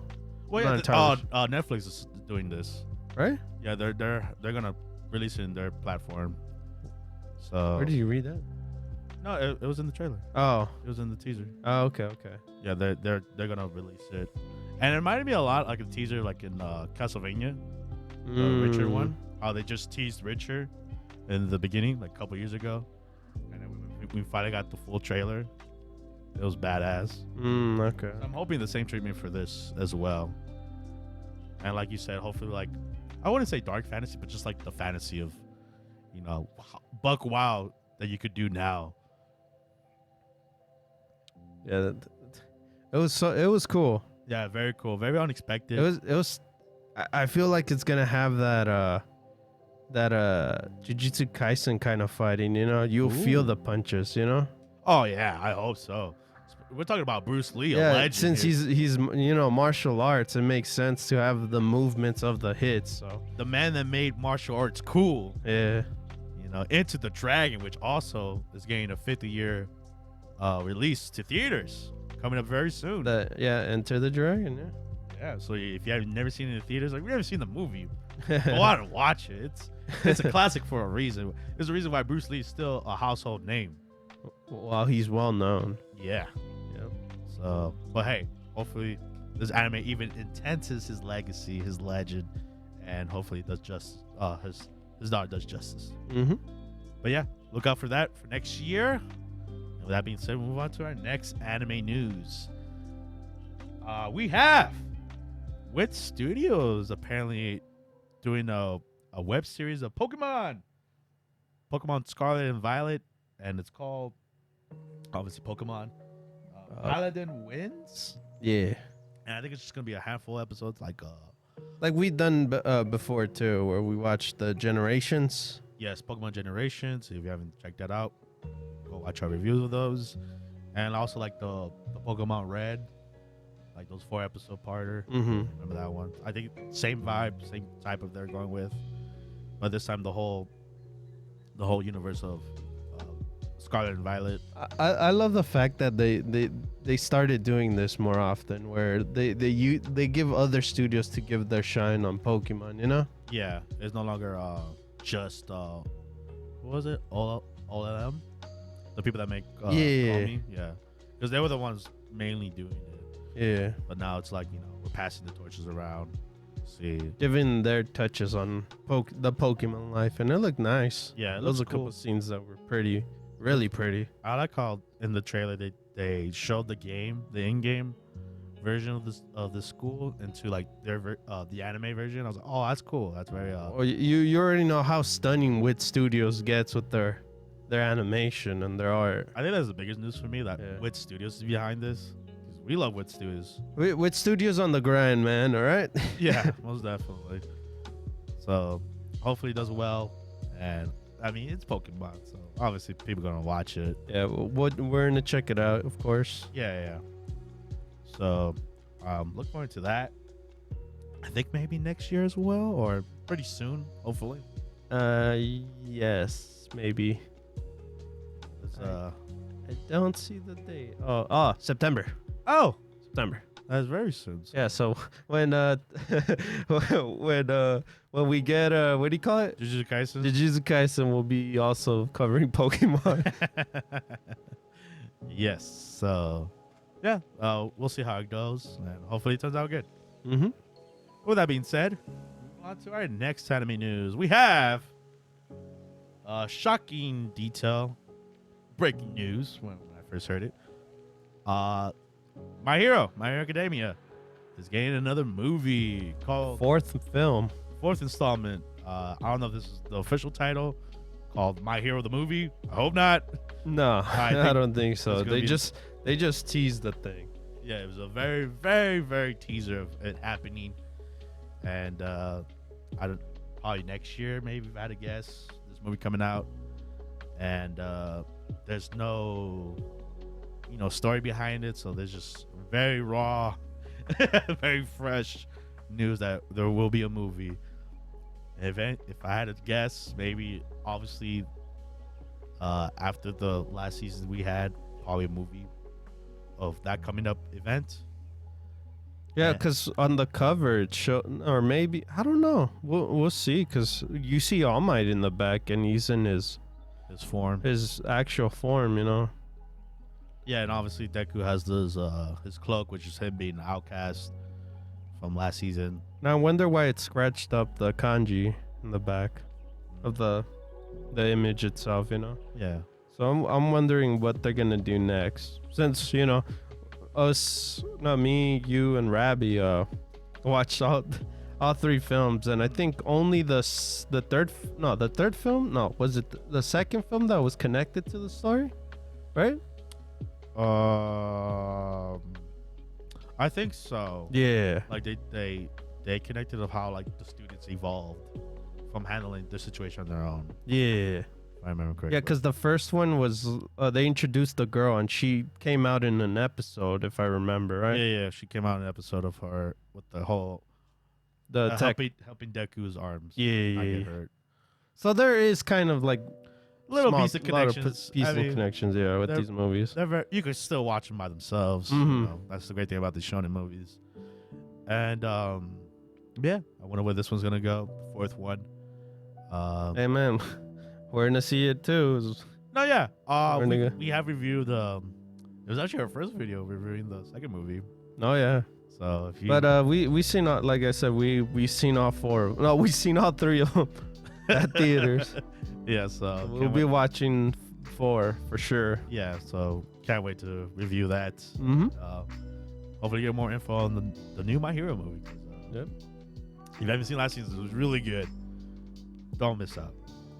With that being said, we move on to the next anime news. We have, if you are on Twitter, of this, especially on Social media itself, you know what broke the internet, and that is Monkey D. Luffy in his 5th gear.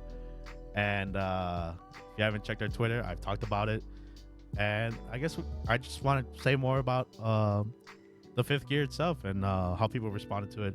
I think it's cool that Monkey D. Luffy got his 5th gear. I mean, I'm not a One Piece fan at all, so let me just clarify out there that I'm not a One Piece fan, but as a non-viewer coming from the outside watching it, I thought it was very cool. It was a very cool fight. It was very cool homage to the classic cartoons that we grew up with, like Tom and Jerry, and just Yeah, it was fun to see. Like, I think someone did like a what do you call it? Comparison shot, Yeah. where it showed Tom and Jerry, and then them fighting each other. So it would look funny seeing both aspects happening at the same time. So I'm like, damn, he really had fun with this, and it looked pretty. No, it looked amazing in general. Yeah, it was fun. It really fitted the tone of how fun that fight was, where the dragon was taking it serious. Luffy was just having a great slam, ultimate insane Yeah, like goofy. I think it was a part like he just insane, pulled the ground like a rug up. Yeah.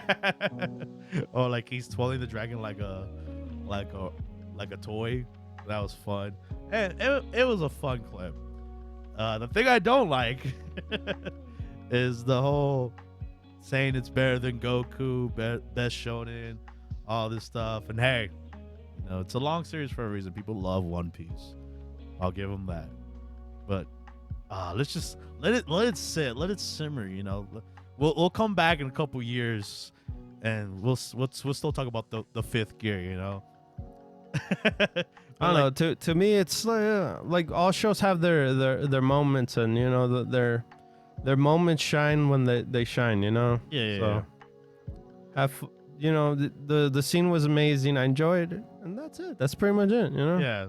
I'm not gonna go and compare other shows with it because you know they're two different shows, just like other shows are different from each other. You know. There's no king of nothing. Yeah. That's how I look at it, at least. Yeah. So, hey, the episode's so impactful. We got to talk about it on the podcast. So, and we'll see you with next episode. High anticipation, right? For One Piece fans. But yeah, great moment. One for the anime history books. Hopefully they keep that that animation style even more. Because that was amazing. Yeah, it was really good. I hope so too, but I still remember very well the fourth gear when it came out. It broke the internet as well. And after that, it was kind of like hush hush. Because I think it took a break. But yeah, fifth gear looks cool. He looks like a god. Again, not a One Piece fan. But maybe after this. No, too long. Oh, jeez. But yeah, that being said, we move on to the next anime news. We have very important news. I think the most impactful skin ever to drop on Fortnite. You would have thought it was Thanos and the Avengers. No. Or Goku. Or Goku. Or Naruto. Or Naruto. All the skins are irrelevant. You know why, David? Why? Because they've dropped the best skins so far, in our opinion. Jujutsu Kaisen skins. That's right, baby. They're in Fortnite now. This impacted me so hard that I installed the game again. Just to check out the skin. Oh, man. And my God, it looks good, man. It looks good. I think they've improved every anime skin they've dropped lately. Yeah, there's a ability where you could actually get Itadori. Hell yeah. With the free event. What do you call it? A free event. Free pass? Yeah. Hell yeah. Who doesn't want to be Itadori, bro? Yeah. But I know who everyone wants to be, though, right? Me. Of course, Megami, right? No, Gojo. Of course, we want to be Gojo. Now I want to be his dad. That guy was insane. Oh, Megami's dad? Yeah. That guy was cool. He's not in here, though. He's dead. They should have put Toto. So they got the guy that's alive. That was dead. Oh, my God. Oh, yeah. But yeah, it's a very cool skin. We got Gojo, Itadori, Megami, and Nabara. Mm-hmm. Our four big heroes. It's funny that you could use also Gojo's ability too. It's awesome. Oh, the purple? No, the other shot. Oh, the red one? Or the blue one? The blue one. Ah, gotcha. Yeah. That is cool. And then you could use the hammer as well. I like the bat pegs. You could shoot the nails. Oh, really? Yeah. So you get the hammer and you smack have like it. their abilities. Yeah. Well, not you pick it up. Oh, okay, gotcha. So it's like an item. Man, Fortnite, keep doing your thing. At this point, they could put any anime characters. I mean, what we have Naruto. Well, like compared to like the other ones, like because I have certain skins for the game, and I feel like this one really like actually has more detail than the other ones. The other ones they feel more flattened. These guys kind of have more detail in their outfits, and even Gojo with his mask, you could see his outline of his eyes too. I'm like, oh damn, they really put money on this one. Yeah. Epic Studios is like big anime fans, right? That or the studio itself, like, hey, we'll put in budget for it so you guys could have the skins to look nicer. Just saying, you know, I feel like this one has a nicer skin compared to the other ones. But that's my opinion, though. Yeah. You guys could like the other ones. I'm just saying this one has a better detail. Who do you think would be the next anime skin? So far popular. It's because they go for popular during that season. Very and much so. I don't know, maybe if they go, maybe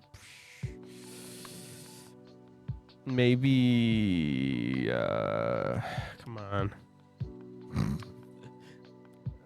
The only one I could think right now maybe would be family. What is it? Spy Family? Spy Family. Yeah. Oh, interesting choice. Where you have the two as the, you know, they're gun people. Yeah, and one's assassin, the other one's yeah. So it makes sense. Anya could be just a little backpack. She could be in the back. Emote and stuff. Yeah. Or it could be also or Demon Slayer. Oh yeah. I could picture Demon Slayer. You could have Nezuko in your backpack. I mean, in the box.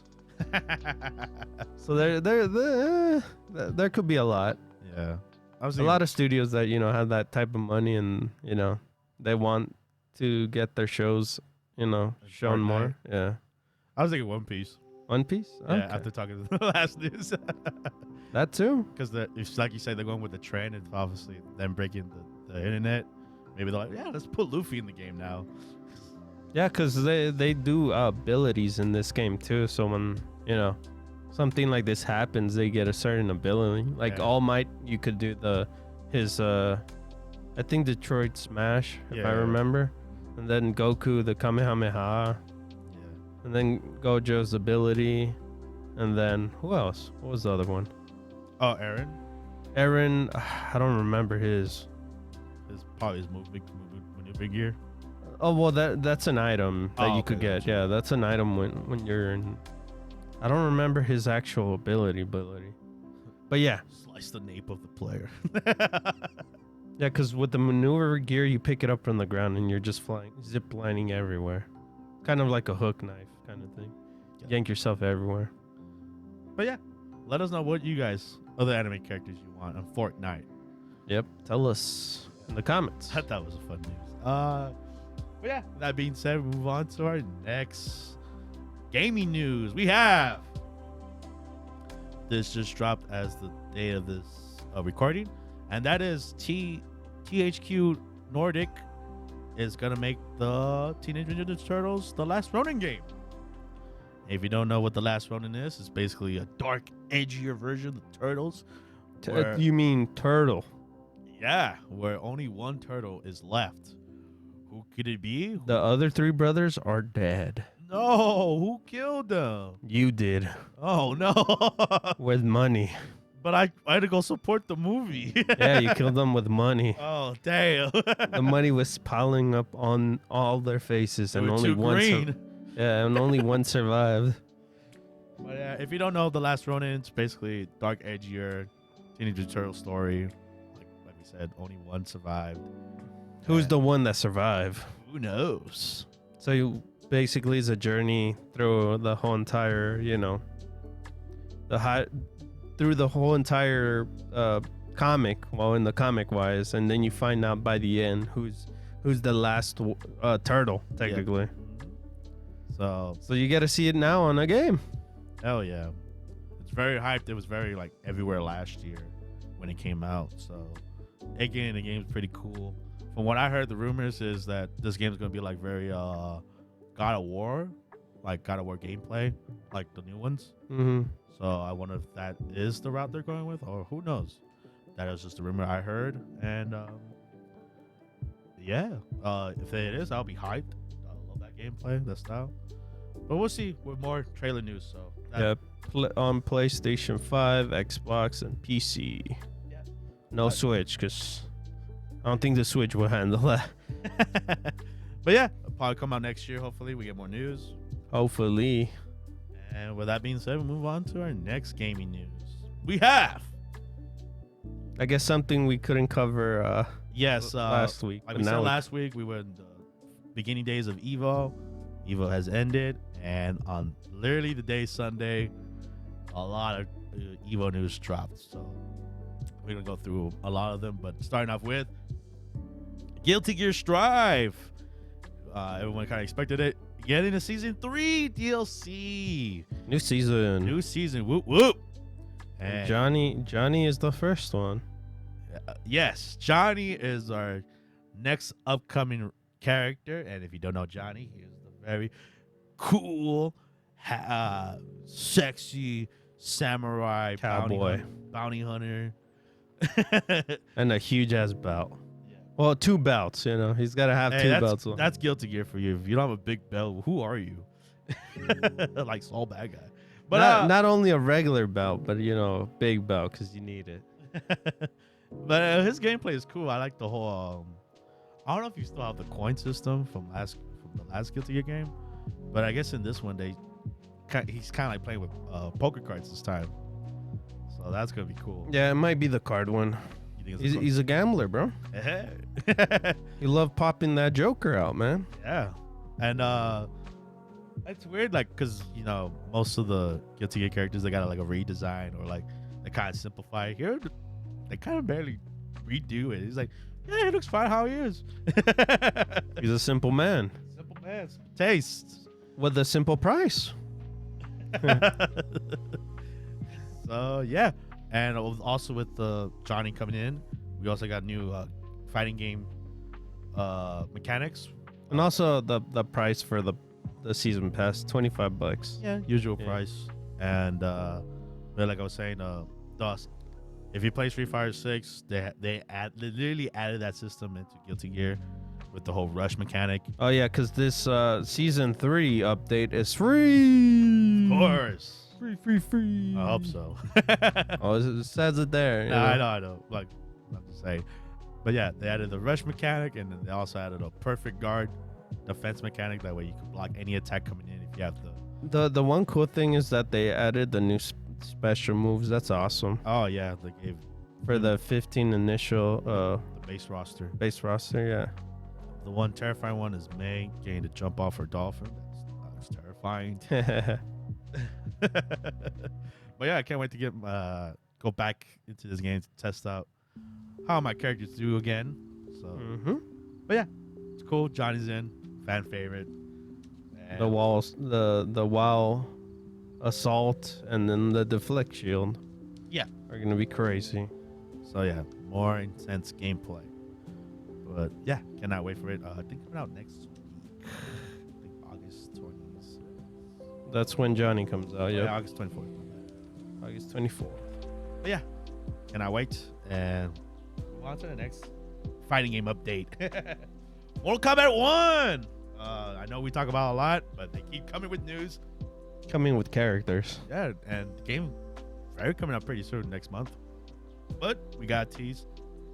We got confirmation of a returning character, Reptile. And this time he looks super sick. I like the way that they kept his lizard design while keeping the human form that we know from classic MK. And yeah, he looks badass. He looks cool. We also got introduced to Havoc, the Bony from the PlayStation 2 era Mortal Kombat, where he could rip his arm up and beat you up with it. That was funny and cool. And, he feels like a zombie. Yeah, very much so, but I like his new design. It looks badass. And the next character was damn, I'm forgetting her name.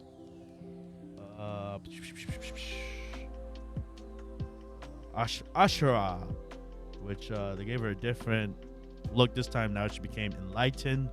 She's a cameo fighter. No, you're talking about Serena. Oh, my bad. Yeah, Ashura is a main fighter. Oh yeah. And she was a demon, but she became enlightened, kind of like a risen angel, and she looks cool too. She kind of reminded me of Fushi from Mortal Kombat 11. And but like David said, Serena is another cameo fighter. Oh, you know who else is another cameo fighter? You. No, man, my favorite character, Damn. Striker. Are you sad? A little bit, but I just like that he's in the game. Because, yeah, keep that police brutality, baby. Jeez. But yeah, it was, very cool trailer. The story keeps getting better and better. And How the ninjas look different from each other now. yeah, very much so. They get stylized more than just being copies. Copy colors. Copy colors. Color swap. Yeah. And yeah, it looks cool, looks badass. Cannot wait. And I won't have to wait any longer next month. Mm-hmm. But yeah. Yep, September 19. Yes, sir. And with that being said, move on to our next gaming news. We have Tekken 8 also revealed new characters. Well, And one returning character and one newcomer. yes, an actual new character for Tekken 8. Finally, it's nothing wrong bringing it back the old characters. I love me the old characters, but it was about time we got a new character. But yeah, first off, let's talk about the returning character. That is Raven. He wasn't in the last game. They replaced him with Master Raven, which is basically him, but female version, but more. But his kind of original style was from Tekken 6. yeah. So, Right. Master Raven. Yeah. Yeah, very much so. And but this time Raven's back, and he brought in. I guess he went to go train with Naruto. And he went full ninja mode on everyone. Bringing his own shadow clone jutsus. He's not my type of fighter in general, so What? I was not that hyped for him. You don't like the way he looks? Nah, just his fighting style. I'm like, nah. The whole clone thingy, I'm not. Might be like a lot of like a new Cybot from Mortal Kombat. Okay. Kind of like how you bring your clone in to fight. But hey, he look cool. I love his finisher. Oh, okay. You don't like this finisher? Like I said, it's okay. Okay. He's a ninja. Yeah, so he looks very cool. But the other character, the one everyone's talking about, the new character. I did not know she was an MMA fighter. But she's also Asusena? Azucena Asusena? from Peru. She's apparently an MMA fighter, and she loves she's a coffee queen. She's known for a coffee queen. Oh, she would not shut up about her damn coffee. Coffee's #1, man. But yeah, I like her personality. She's very spunky, very. Oh, so then it makes sense why it's MMA. Like the way she stands too, like the movements and She's like, very free. yeah. So when it came to the trailer itself, it makes sense why she was moving that way. The dodges, they were pretty cool. Yeah, I like that. She looked very fluid. At first, I thought she was dancing, you know. Gotcha. But you know, dancing is a sort of fight too, man. Oh, yeah. Very much so. So, if anything, I enjoyed her. She more. looked cool, and she looked like a nightmare to fight against because she was dodging every attack that. Yeah, she sidesteps way more. Yeah. Jeez. I'm like, damn, am I fighting Steve over here? Steve's getting get ready to dodge every shot you take at him, man. That would be cool if Steve comes back and those two are fighting. Just all the dodges they're gonna do. Jeez.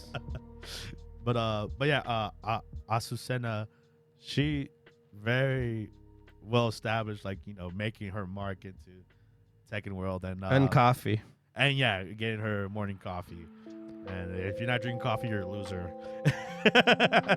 God, it's so amazing. I'm so amazed how Tekken has not, like, they're busting what was it, King of Fighters, where they have not announced their game to come out. Remember when I was yeah, that's very true. We just kept getting characters after character, but no date. Yeah. But yeah, we still have no date yet. I'm pretty sure next year we'll get this game. Yeah, so if anything, maybe the Game Awards show, they'll tell us. Maybe. That's a good guess, yeah. Yeah. So I thought it would be Evil that would announce the day, but no. More characters. More characters. Nothing wrong with that. No, nothing wrong. If anything, we have a buttload of characters, huh? Yeah. Oh no, that's So second for far, you, bro. yeah. I mean, remember Tekken 7 had a big roster, That's true. Yeah. so hopefully we get more. Are we like more than half though, or more than that? No. I wouldn't. I don't know. I don't know yet. I don't want to put my money on it. Yeah. 'Cause Tekken has a big roster. If you never played Tekken Tag, everyone's in that damn game. we'll yeah. see how they treat this game, right? And I like her stage with all the alpacas.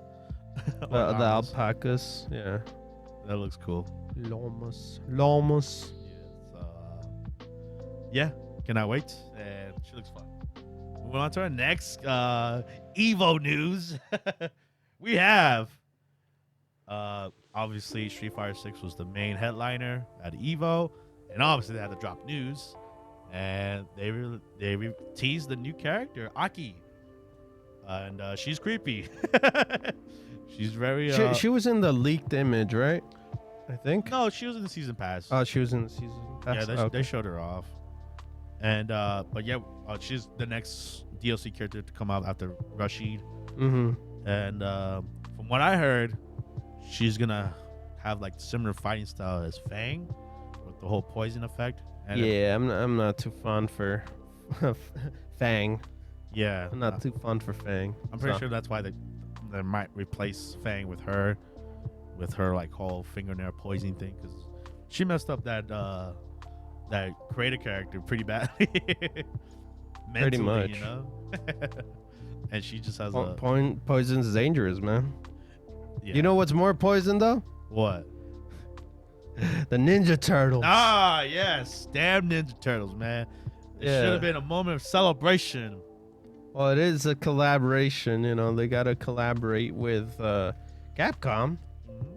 I was amazed. Yeah, Nickelodeon and Capcom. Yeah. Man, perfect timing. You know, movie came out. The announcement of The Last Ronin. I guess that's the reason why, right? Just Yeah. since the movie's out, you gotta promote as much as you can, right? Yeah, and who doesn't like Turtles, man? Turtles is universally loved. Yeah. So they're basically their gear.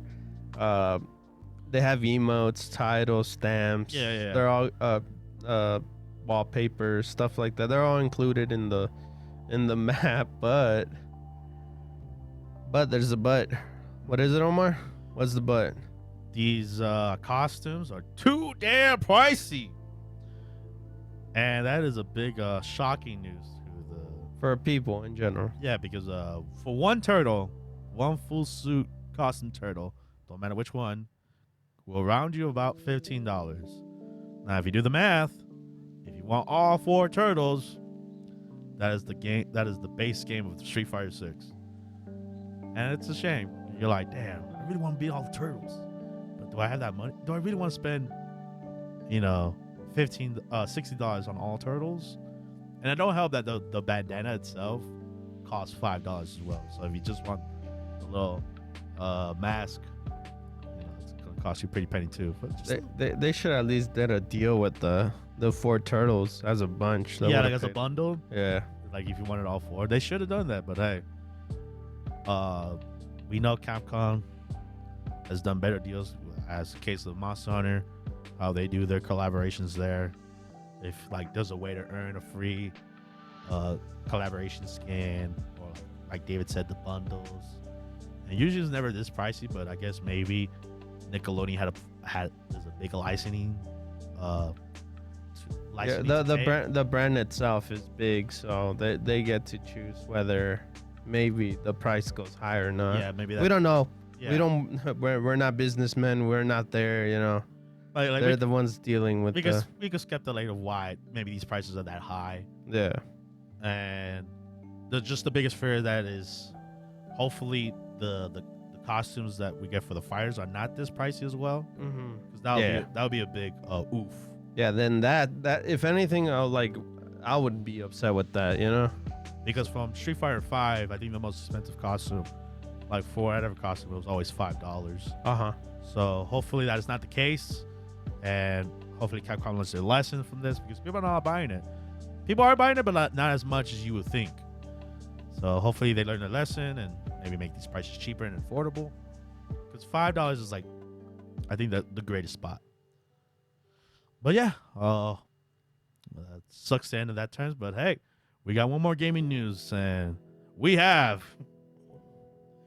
as you guys know, if you're fans of the podcast, we love Overwatch as much as it's turned its tables against us and all that stuff. Yeah, we have a love Hate for Overwatch relationship. You know, you're in that I'm in that relationship where I'm getting abused, and I'm still in that relationship. You know, we don't know how to get out of it. Yeah, but obviously we love the game.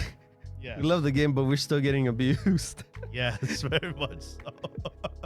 But yes, as you could tell, Overwatch Season 6 came out, and it was like the biggest sponsorship ever for the season. Like, it was go big or go home for this one. Obviously, we have the new support here, Ilari. I guess start off since we haven't physically bought the, what do you call it, the bundles yet.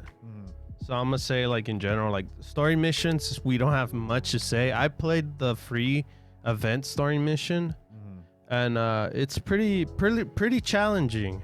Like, you need the full squad to like work with, at least to pass the thing, because we managed to win at least the kind of the hardest difficulties, like one before the legendary one, the highest one, expert. Yeah.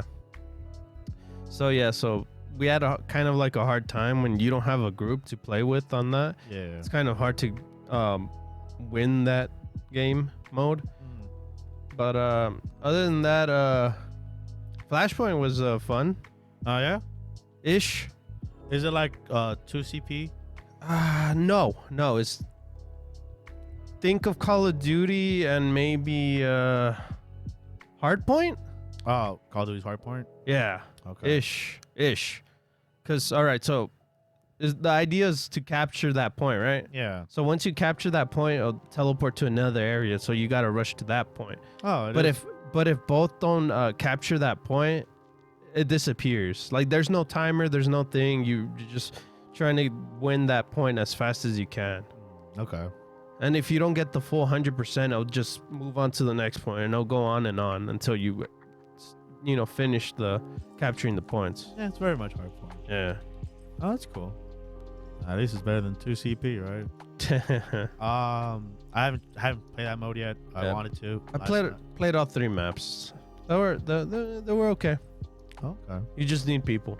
You need good people. Yeah. That's all watching that show. Yeah, because the one thing I have I kind of didn't like is that it's like super far sometimes. Oh, like the spawn points? Spawn points, yeah. Yeah, I heard that was always the biggest. Yeah, so these maps are huge. So you got to really walk really far.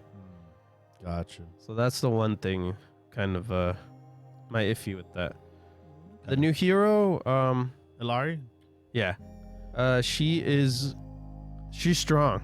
Even though I'm not good with her, she kind of it's not easy to put those shots onto, like, if you would ult, you have to land those shots on the person. If you miss, you're not gonna do that explosion thing. You gotta literally kill them.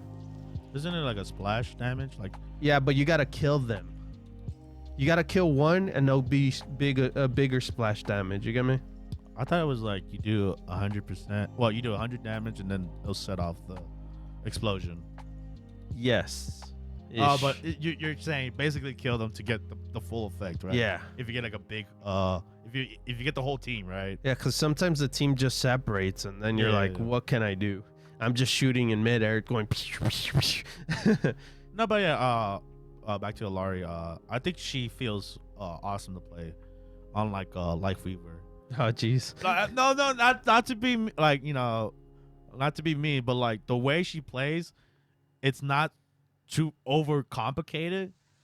Like how when Life Weaver came out, it's very simple, but it's very effective. Yeah, her kit isn't as big as Life Weaver, if you want to say. Yeah, and she's very like DPS support, kind of like a Zenyatta, which I kind of like. Especially with like her primary weapon, and I like the way she heals too. It's like very mid-range. And then I guess the other thing that was cool is the whole little like pylon. Huh? The pylon. pylon. Her healing turret. No, well, not only the hero, but I'm gonna say the whole like interface of your profile.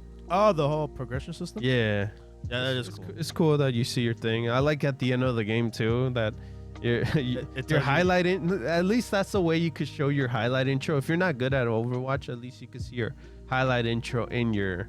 Yeah, that is cool because you're like, oh, fine, I get to see it because you spent good money for it, and you don't. Some people don't tend to like get play of the game kind of thing. So then at least that way you finally get to see it yourself. Yeah, and, like you get to see the progression of what you did in that game. Yeah, each hero. Well, I do hate it when I don't win. Because like that win meter don't go up. Oh yeah, and you're like, damn, I'm level 5 Zenyatta, but I haven't won my games. Yeah, and it is cool. It is cool. So far, this season is a good start. I think it's probably their best season. Yeah, because so much effort is for it. I mean, for freak's sakes, John Cena promoted it. Yeah. So the little stuff that were added in was pretty cool. I liked it, and it helps that the support heroes actually fun. I love the fact that and on a shooting range, there's an actual shooting range. The whole training stage is the little revamped. The little room, there's the revamp. There's like shield robots. There's like bigger turrets. There's a sniper on top where you could practice on a sniper up there. And then I love the firing range where you could set a certain distance and shoot these little targets at it. Yeah, either that's targets awesome. or like the little bullseye targets. Yeah. No, that is cool. That's like something. I spent there a little time with my friend, and we were just shooting the targets in the back. That was pretty fun. Oh yeah, it's like a way to learn to practice your shots with certain characters that you're not good with. That's how I was learning to play Ilari, right there in the shooting range, just to see how far does that bullet really go. Mm-hmm. Which goes pretty far. Yeah. Maybe sometime in the week I'm gonna probably test out the story mode. From what I heard, the story it's very mixed. Mm-hmm. Like from what I heard, there's 2 missions that feel like Archives Plus, mm-hmm. and there's one that's like, okay, this is where they put a lot of effort and time in the scenarios of it. The one thing I felt like I had a feeling was that this game, like it is, I mean, this story mode is kind of difficult, but I think it would have been much easier if we had what they promised us, the progression, the PvE aspect of it, where different abilities would help. Because you in the underworld thing, you had only 4 characters. You had Winston, Lucio, Tracer, and Torb. In some situations, I felt like our team needed something, because we always struggled like to move certain areas. Like we were supposed to retrieve a battery, and then who goes for the battery? Tracer, but who else follows that Tracer? Does everyone have to follow Tracer? Do we have to, like, maybe these other abilities would back us up, or something like that, Yeah, like the whole April Fool's thing where we saw different abilities. Yeah, so I'm curious if that would have been a different factor, because some of these areas are kind of big, so I pictured like, oh, there would have been a box there to pick up an item, Yeah. But yeah, it's a shoulda, coulda, woulda situation, unfortunately. And maybe in the Stars mission might be the same situation too, but who knows? I need to get it to test it out, But yeah, hopefully they could keep this up.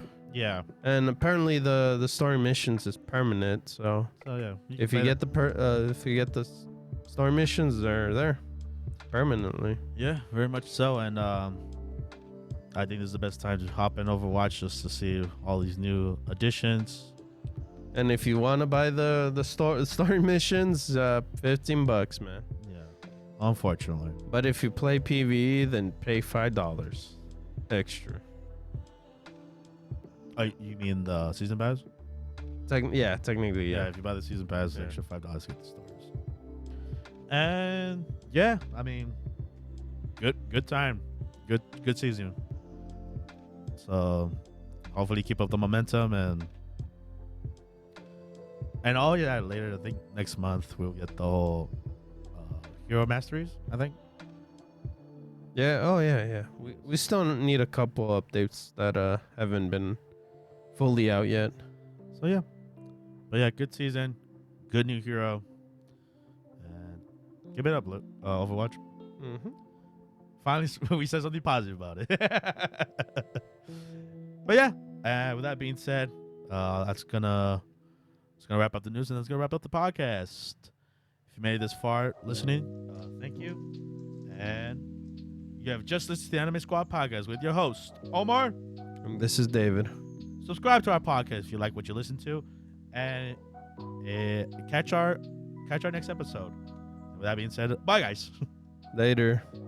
Later.